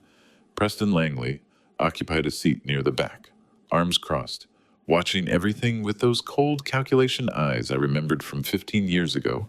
"We have several distinguished guests who'd like to say a few words," Garrett continued. "First, please welcome Martin Cross, senior partner at Cross & Associates." Martin approached the microphone, silver hair styled to perfection. "I've worked alongside Carlton Mercer for 23 years, he began, "and I've watched Donovan grow from a curious teenager asking questions about commercial law to the brilliant strategist he is today. This transition represents everything we hope to see in family business, mentorship, preparation, and trust." Trust. The word hung in the air like smoke. I kept my expression neutral, nodding at appropriate moments, while my mind replayed the recording I'd captured 3 nights ago. Donovan's laughter, his voice saying, "The old man still keeps her picture on his desk, uses it like some kind of shrine, makes the whole thing easier, honestly." 3 more speakers followed. Janet Kowalski from the Chamber of Commerce, Richard Townsend from the Preservation Society. Each one praised Donovan's vision, his leadership qualities, his bright future, each one unknowingly participating in a ceremony that would end with handcuffs instead of champagne toasts. The audience absorbed every word, their approval palpable. They saw what I'd spent months seeing: the polished surface, the confident smile, the dutiful son. How many times had I stood exactly where they sat? Now, believing in something that was carefully constructed. Lies. At 7:15, Garrett returned to the podium. And now, the moment we've all been waiting for. Please welcome Donovan Mercer, incoming CEO of Mercer Capital. The applause intensified. Donovan strode to the microphone with the easy confidence of someone who believed he'd already won. He gripped the podium edges, surveying the crowd like a general reviewing his troops. When his eyes found mine, he smiled, warm, genuine, the smile of a son honoring his father. I smiled back. We were both performing now, both waiting for the real show to begin. Thank you all for being here tonight, Donovan said. This moment represents something I've worked toward my entire life. My father built Mercer Capital from nothing, turning a single property investment into an empire that shaped Atlanta's skyline. Following in those footsteps isn't something I take lightly. It's a responsibility, a privilege, an honor. He paused, letting the words settle. The room hung on every syllable. But it's also a partnership. Everything I've accomplished has been possible because of the foundation he created, the values he instilled, the trust he placed in me. There was that word again, trust. Donovan wielded it like a weapon, using my own reputation as a shield. I watched him speak about integrity, about family legacy, about carrying forward Evelyn's memory. Each sentence was perfectly calibrated, each pause strategically placed. He'd learned well, too well. I'd taught him how to command a room, how to inspire confidence, how to make people believe. I'd never imagined those skills would be turned against me. At 7:18, Donovan concluded.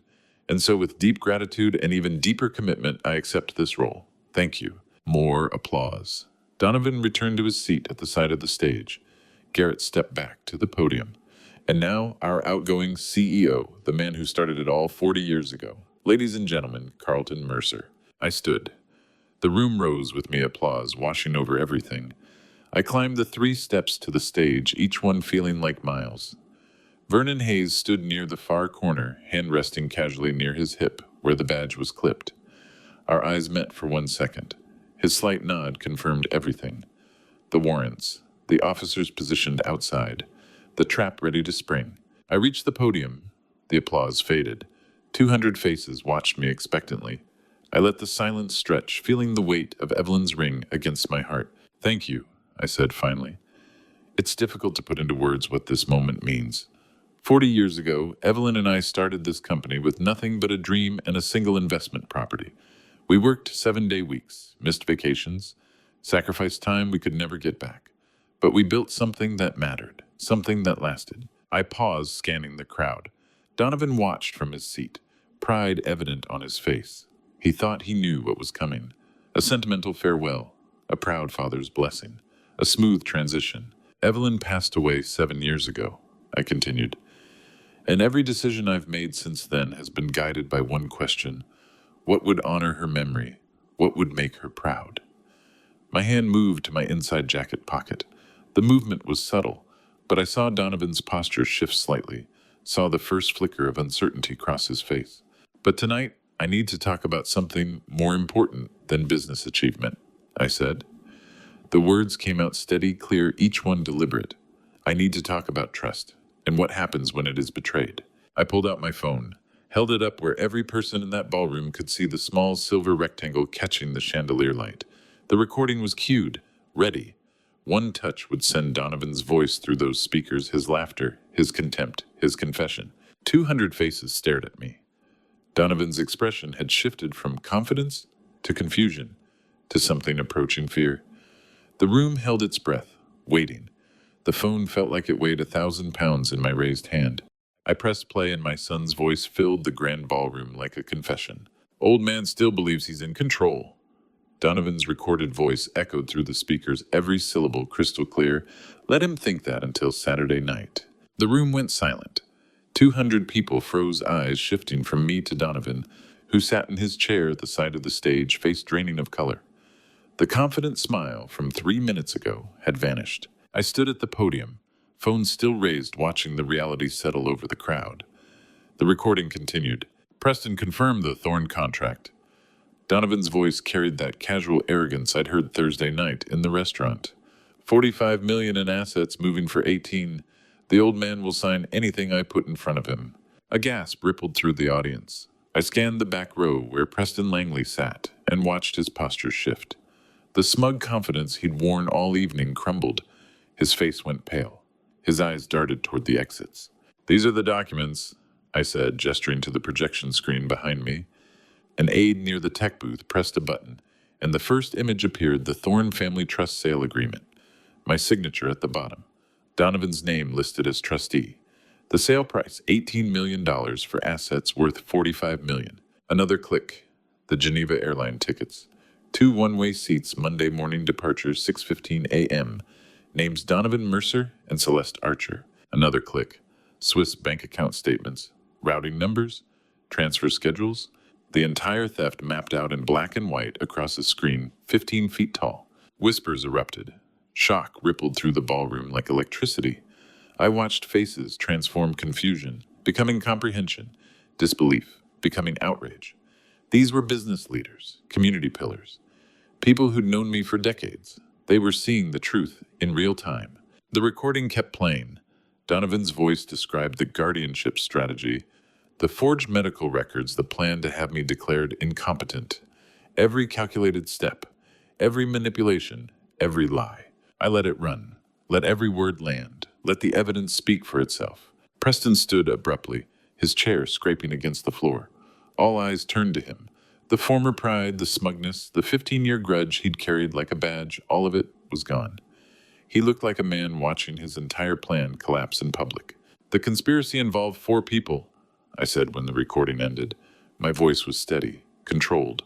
My son, his fiancée, Celeste Archer, also known as Stephanie Langley, sister of Preston Langley, the former intern I fired 15 years ago for fraud. Preston himself. Garrett stood near the stage entrance, frozen. His role as master of ceremonies now recast as co-conspirator. His face had gone ashen.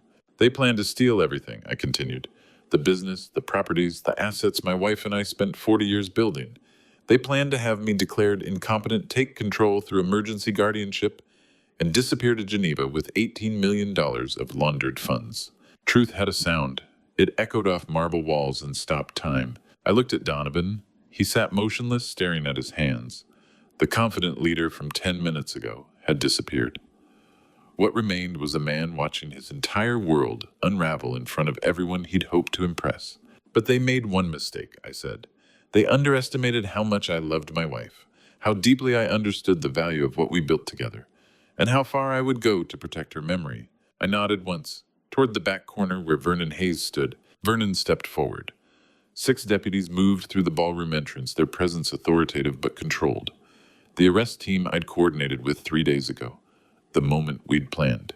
And then Celeste stood. She rose from her seat, 3 rows back, her emerald dress catching the light. Her face was pale but composed, and when she spoke, her voice carried across the silent room. "I am the victim here." Every head turned. Donovan looked up, confusion breaking through the shock. "Donovan manipulated me?" Celeste continued, her voice rising with what sounded like genuine distress. "He made me believe his father was incompetent, that this was for the family's good. I was used." She moved toward Vernon, her steps quick, purposeful. From her purse, she pulled her phone, holding it out like evidence. "I have text messages," she said. "Every instruction he gave me, every lie he told me to repeat, dates, times, everything." Vernon took the phone, scrolled through the screen. His expression remained neutral, but I saw the slight nod, confirmation. Celeste turned toward the crowd, playing her final role with the same skill she'd used for 3 years. "I thought I was helping the family transition. I didn't understand what he was really doing until last week." Donovan stood slowly, like a man moving through water. His face showed pure incomprehension. He stared at Celeste, at the woman he'd planned to marry, the woman he'd trusted with every detail of his conspiracy. "Celeste," his voice barely carried across the stage, "what are you doing?" She didn't answer, didn't even look at him. She handed the phone to Vernon and stepped back, her role complete. His wife destroyed him, just like that. I watched my son's face transform, watched him experience for the first time in his 32 years the exact sensation I'd felt Friday night when I'd listened to that recording. The moment when someone you trust completely becomes the instrument of your destruction. The moment when love reveals itself as performance. When partnership shows its true face as betrayal. He looked at me then. Our eyes met across the stage. In his expression, I saw recognition. He finally understood. Not just that he'd been caught, but what he'd done. What it meant.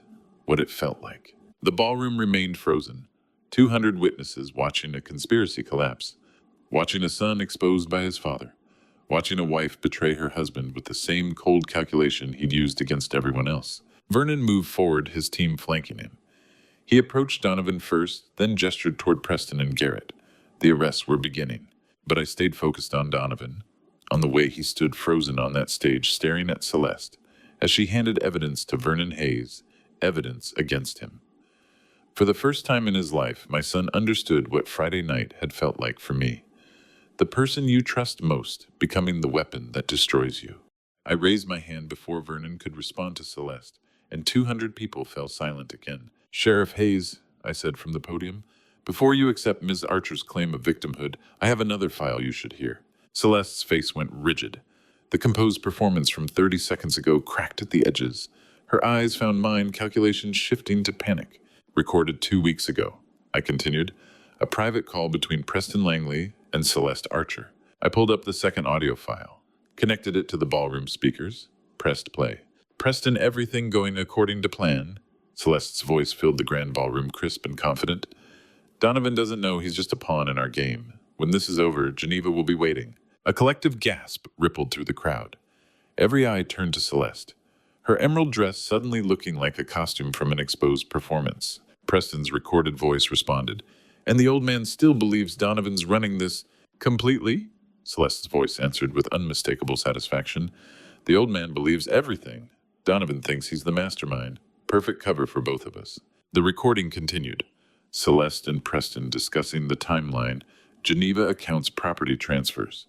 Their voices casual, discussing my son like a tool they were using, discussing me like a senile obstacle to be removed. I watched Celeste's face transform. The victim mask dissolved. What remained was cold calculation. A woman realizing her escape route had been closed. The recording ended. 5 seconds of silence. Then someone in the back row started clapping. Slow, deliberate. Another person joined, then another. Within 10 seconds, 200 people were applauding, not celebration, but something darker. Acknowledgement, justice. 200 people applauded my son's destruction. I had given them permission. I watched Donovan's face as he processed what he'd just heard. He'd spent 2 minutes believing Celeste had betrayed him. Now he understood the truth was worse. He hadn't been the mastermind. He'd been the pawn. Preston and Celeste had used him from the beginning, let him believe he was orchestrating everything while they controlled him. The same way he'd tried to control me. Vernon moved forward, deputies flanking him. The applause faded. Donovan Mercer. Vernon's voice carried formal authority. You are under arrest for conspiracy to commit fraud and forgery. 2 deputies positioned themselves on either side of Donovan. The metallic click of handcuffs echoed through the silent ballroom. Vernon turned to Preston. Preston Langley, you are under arrest for wire fraud and identity manipulation. Preston didn't resist. The smug confidence from earlier had vanished.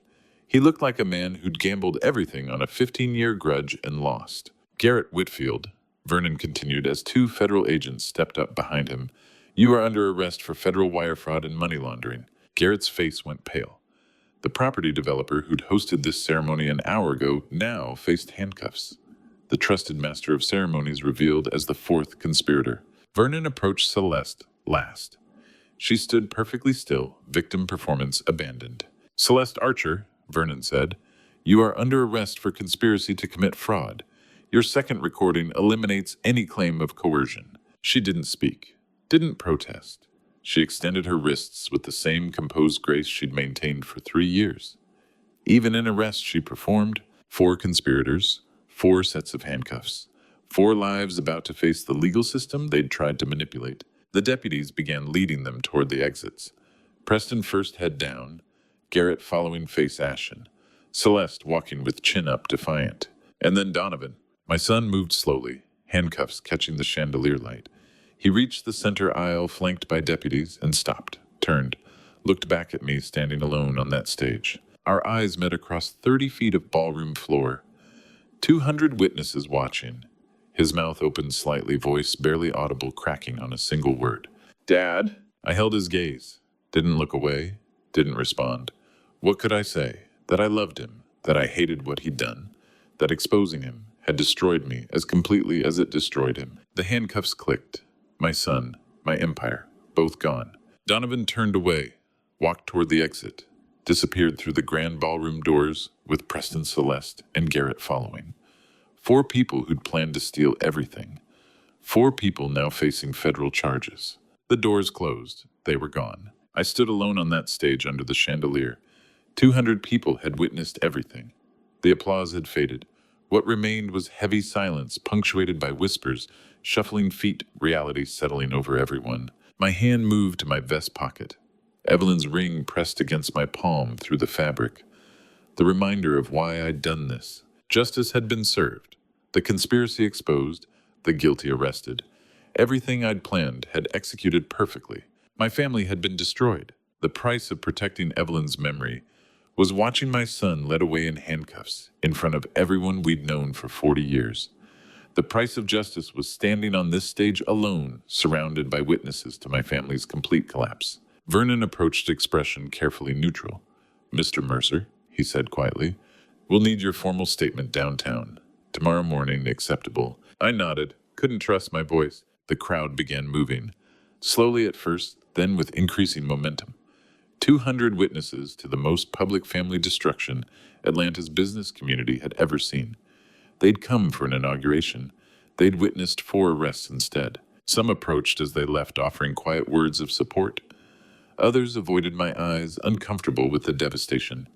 Most departed in shocked silence. I remained on that stage, Evelyn's ring in my pocket, watching them leave. Donovan had disappeared through those doors in handcuffs.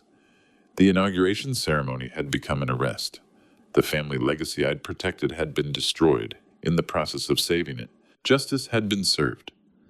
My son was gone, and I stood alone under the chandelier, surrounded by applause I never wanted to hear, knowing I'd done the right thing and lost everything that mattered in the process. I walked down those stage steps into applause that sounded like accusation. Vernon waited at the bottom.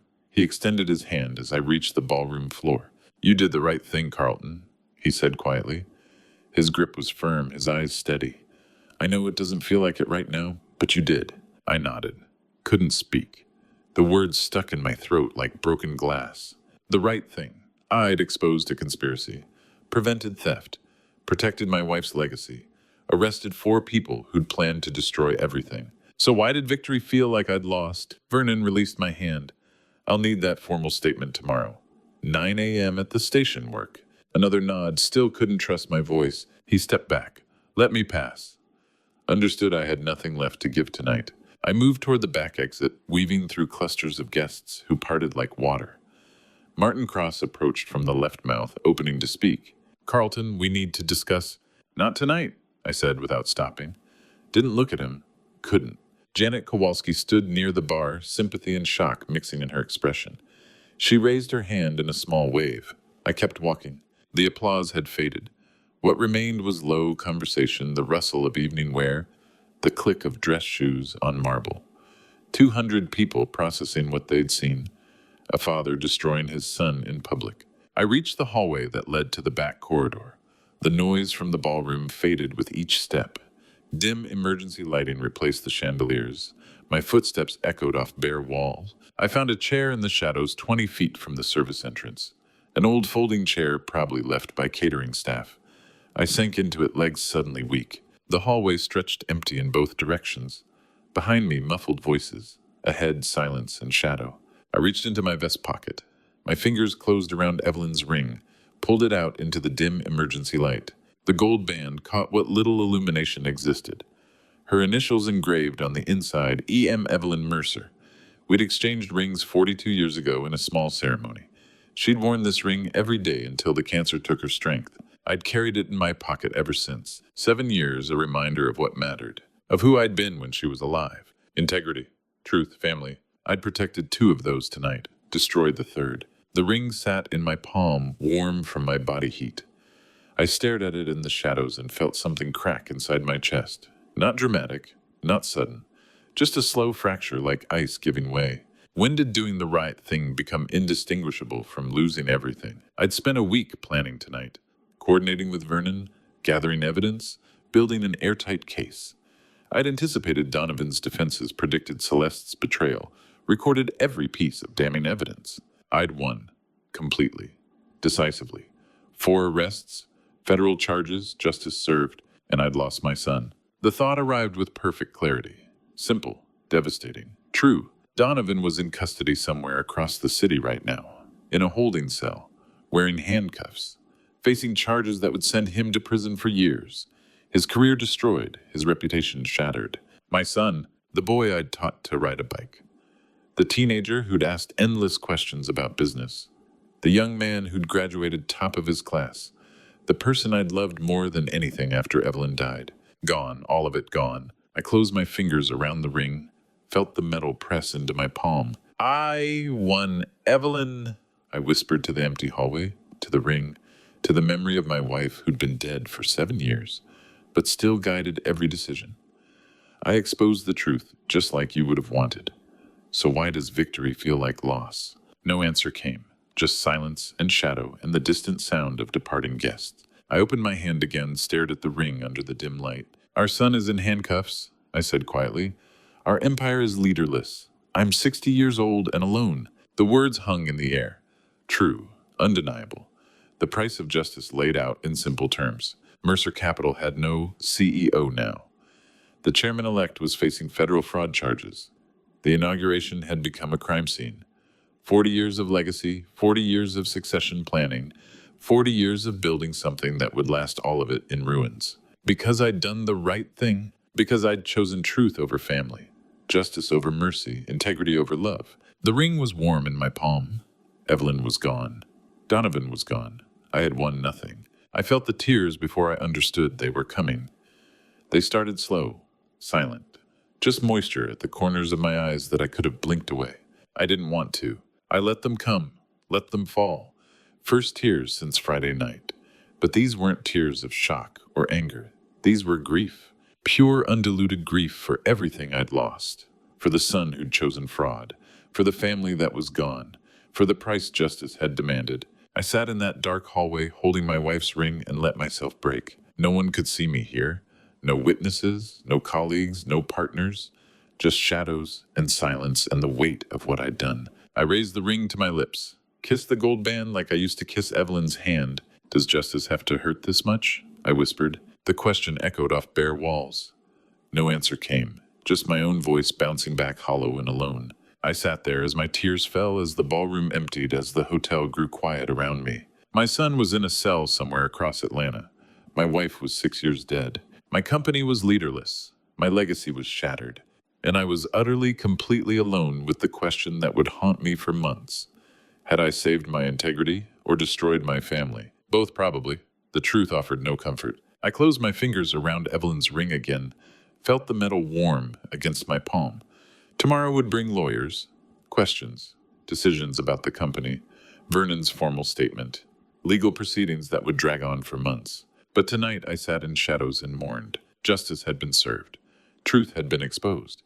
And I had lost everything that mattered. The house was exactly as I'd left it 3 hours earlier, but everything had changed. I stood in the foyer at 10:30 Sunday night, keys still in my hand. The coat rack where Donovan's jacket had hung last weekend was empty. He'd taken it Thursday morning, the day before I'd discovered the truth. I moved through the dark hallway into the living room without turning on lights. Moonlight filtered through the windows, casting shadows across furniture that suddenly felt like props. The house was silent. Not peaceful quiet, empty quiet. I sank into the leather chair by the window. The same chair where I'd sat Friday night, listening to that first recording, where the week had started. Now it was over. 4 arrests, justice served, truth exposed, and I was alone. My phone rang at 11 o'clock. The sound sharp in the silence. Felix Holland. I answered. Felix, Mr. Mercer? His voice sounded uncertain. I hope it's not too late. I just wanted to check in, make sure you were okay. I closed my eyes, felt something warm move through my chest. Recognition that someone had thought to ask. I'm home, I said. Safe. Good. That's good. A pause. Sir, what happened tonight? What you did that took tremendous courage. Felix, I want to thank you again for coming to see me with the truth, I said quietly. That took courage too. You risked your career. Sir, I did it because you built a company I'm proud to work for. Before all this happened, I mean. His voice carried genuine emotion. People like you don't just build businesses. You build standards. And when those standards are threatened, some of us still think they're worth protecting. I sat there holding the phone, absorbing his words. Felix had risked everything to bring me that warning. And when Townsend had brought documents, Von Greer had investigated. Vernon Hayes had coordinated the arrests. 4 allies who'd helped me expose the truth. And I'd come home to an empty house. Thank you, Felix, I said. That means more than you know. Get some rest, sir. Tomorrow's going to be difficult. We ended the call. I set the phone on the side table and looked around the dark living room. 4 allies, I said to the empty space. Empty house. This is what winning looks like. The words echoed back. No answer came. Just silence and moonlight. Is this what victory feels like? Truth. Exposed allies grateful. And a house so quiet you can hear your heartbeat. I sat there until midnight, then climbed the stairs to bed. Slept poorly. Woke Monday morning to sunlight and silence. By 9 a.m., I was in Simone Blackwell's office downtown. She'd called at 7:30 saying we needed to meet immediately. Her voice had carried an edge I hadn't heard before. She was waiting when I arrived, standing behind her desk with a folder in her hands, tension visible in her shoulders. Carlton, she said as I entered, I found something in the charity registration documents, something I need to show you. I sat in the chair across from her desk. What is it? She opened the folder, pulled out a single document, set it on the desk facing me. The Evelyn Mercer Foundation, she said quietly, the charity Donovan claimed to have established in your wife's memory. I looked at the registration form, official state paperwork. I'd seen copies before when Vaughn discovered the fraud, but Simone's finger was pointing to a different line, the filing date. I leaned forward, read the numbers, felt the world shift. March 14th, 2019. Evelyn had died March 28th, 2019. 2 weeks. No, I said. The word came out automatically. Denial before comprehension. I triple-checked, Simone said, her voice gentle but firm. The Evelyn Mercer Foundation was filed 2 weeks before your wife passed away. I stared at the date. The numbers didn't change. March 14th, 2019. 2 weeks before Evelyn died, while she was still in hospice care, while I was sleeping in the chair beside her bed, while we were holding hands and talking about memories. Donovan had been filing paperwork to steal her legacy. 2 weeks before, I said quietly. He was planning this while she was still here. Simone nodded, sat down slowly. The charity was always part of the fraud, Carlton. Not something he created after her death to honor her, something he set up before she died to exploit her. I picked up the document, held it in both hands. Everything I'd discovered over the past week. The recordings, the financial fraud, the conspiracy, all of it had been built on the foundation of this moment, this filing, this date, March 14th, 2019, 2 weeks before she died. While she was still breathing, he was planning. The conspiracy hadn't started after Evelyn passed. It had started while she was still alive, while we were still a family, while I still believed my son loved his mother. He watched her die, I said. The words came out flat. Stood beside her bed during those final days, held her hand, told her he loved her, and the whole time this charity was already registered. The fraud was already in motion. Simone didn't respond. What could she say? I set the document on her desk, couldn't hold it anymore. How deep does betrayal go? I asked. Not really to her, just to the air. I thought I understood Friday night when I heard the recording. I thought I understood last night when I watched him arrested. But this... I stopped, couldn't finish. Simone waited, let the silence hold. Thank you, Simone, I said finally. I need some time. There are things once you know them you can't unknow. She nodded. Take all the time you need. We have legal proceedings to discuss, but those can wait. I stood, walked to her office door, stopped with my hand on the handle. He wasn't just exploiting her memory, I said without turning around. He was planning the exploitation before there was even a memory to exploit. I know, Simone said quietly. I'm sorry. I left her office, drove home through Monday morning traffic, sat in my car in the driveway holding that registration document. March 14th, 2019, 2 weeks before Evelyn's death. My son hadn't just exploited her memory. He'd plotted against us while she was still alive, while I was holding her hand through treatments, while we still believed in family. Some betrayals have depths you don't discover until weeks later. And somehow I still had to decide what happened next. Vernon's call came Monday afternoon with news that should have felt like victory. I was sitting in my study staring at that charity registration document when my phone rang at 2 o'clock. Vernon Hayes. I answered on the third ring. Carlton, he said. His voice carried professional satisfaction. I have updates on the case. Good news. I leaned back in my chair, eyes still on that date. March 14th, 2019. I'm listening, I said. Garrett Whitfield is under FBI investigation, Vernon continued. Money laundering and conspiracy. The Geneva accounts triggered federal jurisdiction. They've seized his assets and added charges that carry 20 years minimum. I nodded to the empty room. Garrett Whitfield, the property developer who'd orchestrated the office building theft. What about the property sale? I asked. Completely canceled, Vernon said. The contract's been voided due to fraud. All your assets are unfrozen. The restraining order's dissolved. Your accounts are accessible again. I stared out the window at the backyard where Donovan had played as a child. The oak tree still stood where I'd hung a swing 40 years ago. Your property is protected, Carlton, Vernon continued. Your empire is still there, intact. The conspiracy failed completely. Empire. The word felt strange. Foreign. Thank you, Vernon, I said quietly, for everything. You did the hard part, he said. Standing up took courage. Most people wouldn't have. We ended the call. I set the phone on the desk beside that registration document. My empire was intact. 40 years of work protected. The conspirators facing federal charges. Justice served. Everything I'd fought for preserved. I should have felt relief, satisfaction, victory. I felt nothing. No, that wasn't true. I felt empty. Like I'd won a battle for a kingdom I no longer wanted to rule. Mercer Capital stood secure. The properties remained mine. The assets unfrozen. But there was no chairman-elect, no successor, no son to inherit what I'd spent 40 years building. The empire was intact. The dynasty was over. I stood and walked to the window, placed my palm against the glass. The afternoon sun cast long shadows across the lawn. Vernon had called it good news, complete victory, everything protected. He was right, legally speaking. By every measurable standard, I'd won. So why did it feel like I'd lost everything that mattered? Victory tasted like ash.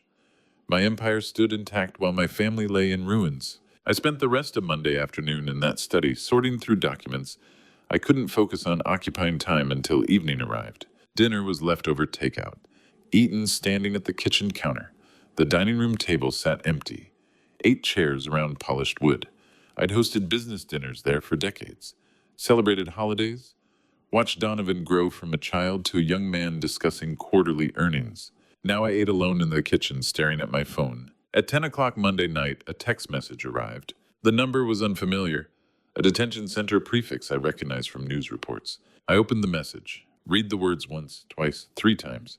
Dad, I know I was wrong. Please don't give up on me. 6 words from Donovan.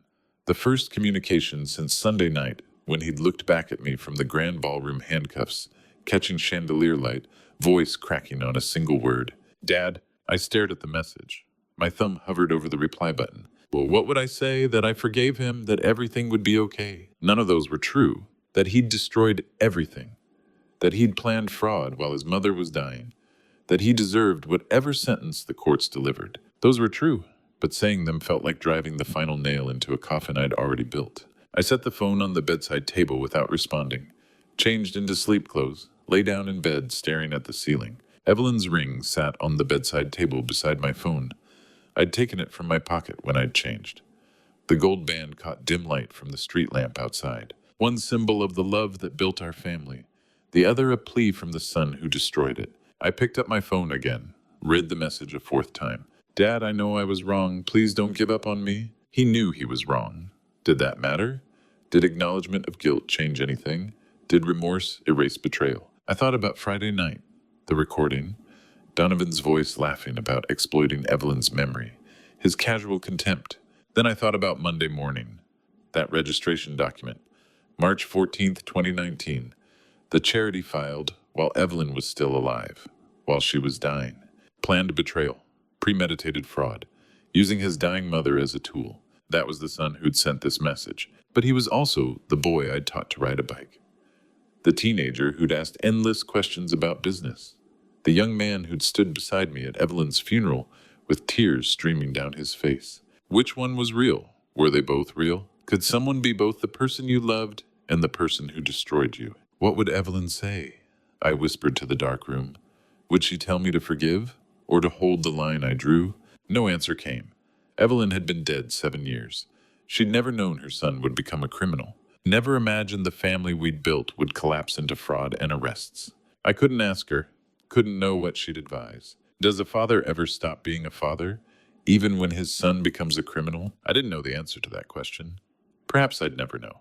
I set the phone back on the bedside table, left the message unanswered, undeleted, just sitting there in my inbox like a question I couldn't resolve. Forgiveness or justice, mercy or integrity, family or truth. I'd chosen truth on Sunday night, exposed the conspiracy, arrested 4 people including my own son, stood on that stage and played recordings that destroyed him in front of 200 witnesses. I'd done the right thing, legally, morally, ethically. Hadn't I? The message glowed in the darkness. 6 words from a detention center, a plea from the son I'd raised and exposed and lost. I don't know the answer to that question, I whispered to the darkness. Perhaps I'll never know. That message stayed on my phone, undeleted and unanswered. Evelyn's ring rested inches away on the bedside table, one symbol of the love that built our family, the other a plea from the son who destroyed it. I had exposed the truth, protected my legacy, served justice, but I still didn't know if I'd done the right thing. Some questions don't have answers you discover, only answers you eventually choose to live with. Tuesday morning, my office. The city below still building itself indifferent to what had happened inside that ballroom 48 hours ago. I sat at my desk with 3 documents waiting for my signature. Simple forms, really. Power of attorney transfers, asset liquidation authorizations, trust establishment paperwork, the legal architecture of giving everything away. I didn't hesitate. Carlton Mercer. First signature. Carlton Mercer. Second. Carlton Mercer. Third. Done. 40 years of work redirected in 3 strokes of a pen. Every building, every investment, every dollar accumulated since 1984 now belonged to the Evelyn Mercer Memorial Housing Fund. Not to me, not to Donovan, to families in Atlanta who needed a roof and couldn't afford one, exactly what Evelyn had wanted us to do with whatever we managed to build. Donovan had tried to use her name to steal. Now her name would build something real. There was justice in that symmetry, even if it brought no comfort. I gathered the signed documents and set them aside for Simone to file. Then I opened the bottom drawer of my desk. The photograph had been there since before any of this started. Donovan, at 5 years old, gap-toothed and grass-stained, holding a baseball glove 2 sizes too large. That summer at the park near our old house in Decatur, he'd been trying so hard to catch. Kept dropping the ball, kept picking it up, kept trying again. I had been proud of that. The persistence, the refusal to quit. I didn't know how to square that boy with the man who'd stood in that ballroom Sunday night, watching his co-conspirators get arrested and looking at me with an expression I still couldn't fully read. Shock. Recognition. Something else underneath that I might spend years trying to name. I placed the photograph face down in the drawer, closed it, locked it, not throwing it away, just putting it somewhere I didn't have to see it every morning. That afternoon I drove to Oakland Cemetery, stood in front of Evelyn's headstone while the maple trees moved overhead in a slow afternoon wind. I took her ring from my pocket, held it up in the sunlight, then placed it on the flat granite surface of the stone just for a moment. Let it rest there. He filed the charity paperwork 2 weeks before you died, I said. While I was sitting beside your bed. I didn't know that until Monday. Wind, traffic somewhere beyond the cemetery walls, nothing else. I don't know if what I did was right, I continued. I know it was true. I'm not sure anymore that those are the same thing. I picked the ring up, put it back in my pocket, touched my fingers to the stone. Then I turned and walked back to my car. The answers I needed weren't here. Maybe they weren't anywhere. Maybe some questions you carry until they become part of your weight, familiar enough that you stop noticing the burden, but never quite light enough to put down. The city kept burning as I drove home, and so did I. And to you listening to my story, remember this. Sometimes the hardest choice is the right one. Looking back, would I do it differently? I don't think so. But here's what I learned too late. Watch for the signs. Don't ignore your instincts when something feels wrong. I waited until I had proof. By then the damage was done. Don't make my mistake. Trust yourself when the people you love start acting like strangers. This father's revenge wasn't about hatred. It was about truth. When family betrays you, you face an impossible choice: protect them or protect yourself. I chose myself, and I live with that cost every day. These family stories of revenge aren't really about vengeance. They're about boundaries, about refusing to be destroyed, even when the person you love most becomes the weapon. I believe God put me through this to teach me that integrity sometimes demands the highest price. Your character isn't tested when things are easy. It's tested when choosing truth means losing everything you love. Now I want to hear from you. If you were in my position, what would you have done? Would you have chosen family over truth or truth over family? Leave a comment. Below, family stories of revenge like mine always spark the most honest conversations. If this father's revenge story moved you, please share it with someone who needs to hear it. And if you want more stories about choosing integrity over comfort, subscribe to Father's Vengeance. Thank you for staying until the very end. Your time means everything to me. One last note: while this story is based on real emotions and lessons, certain details have been fictionalized for storytelling purposes. What's real is the message, and I hope it stays with you.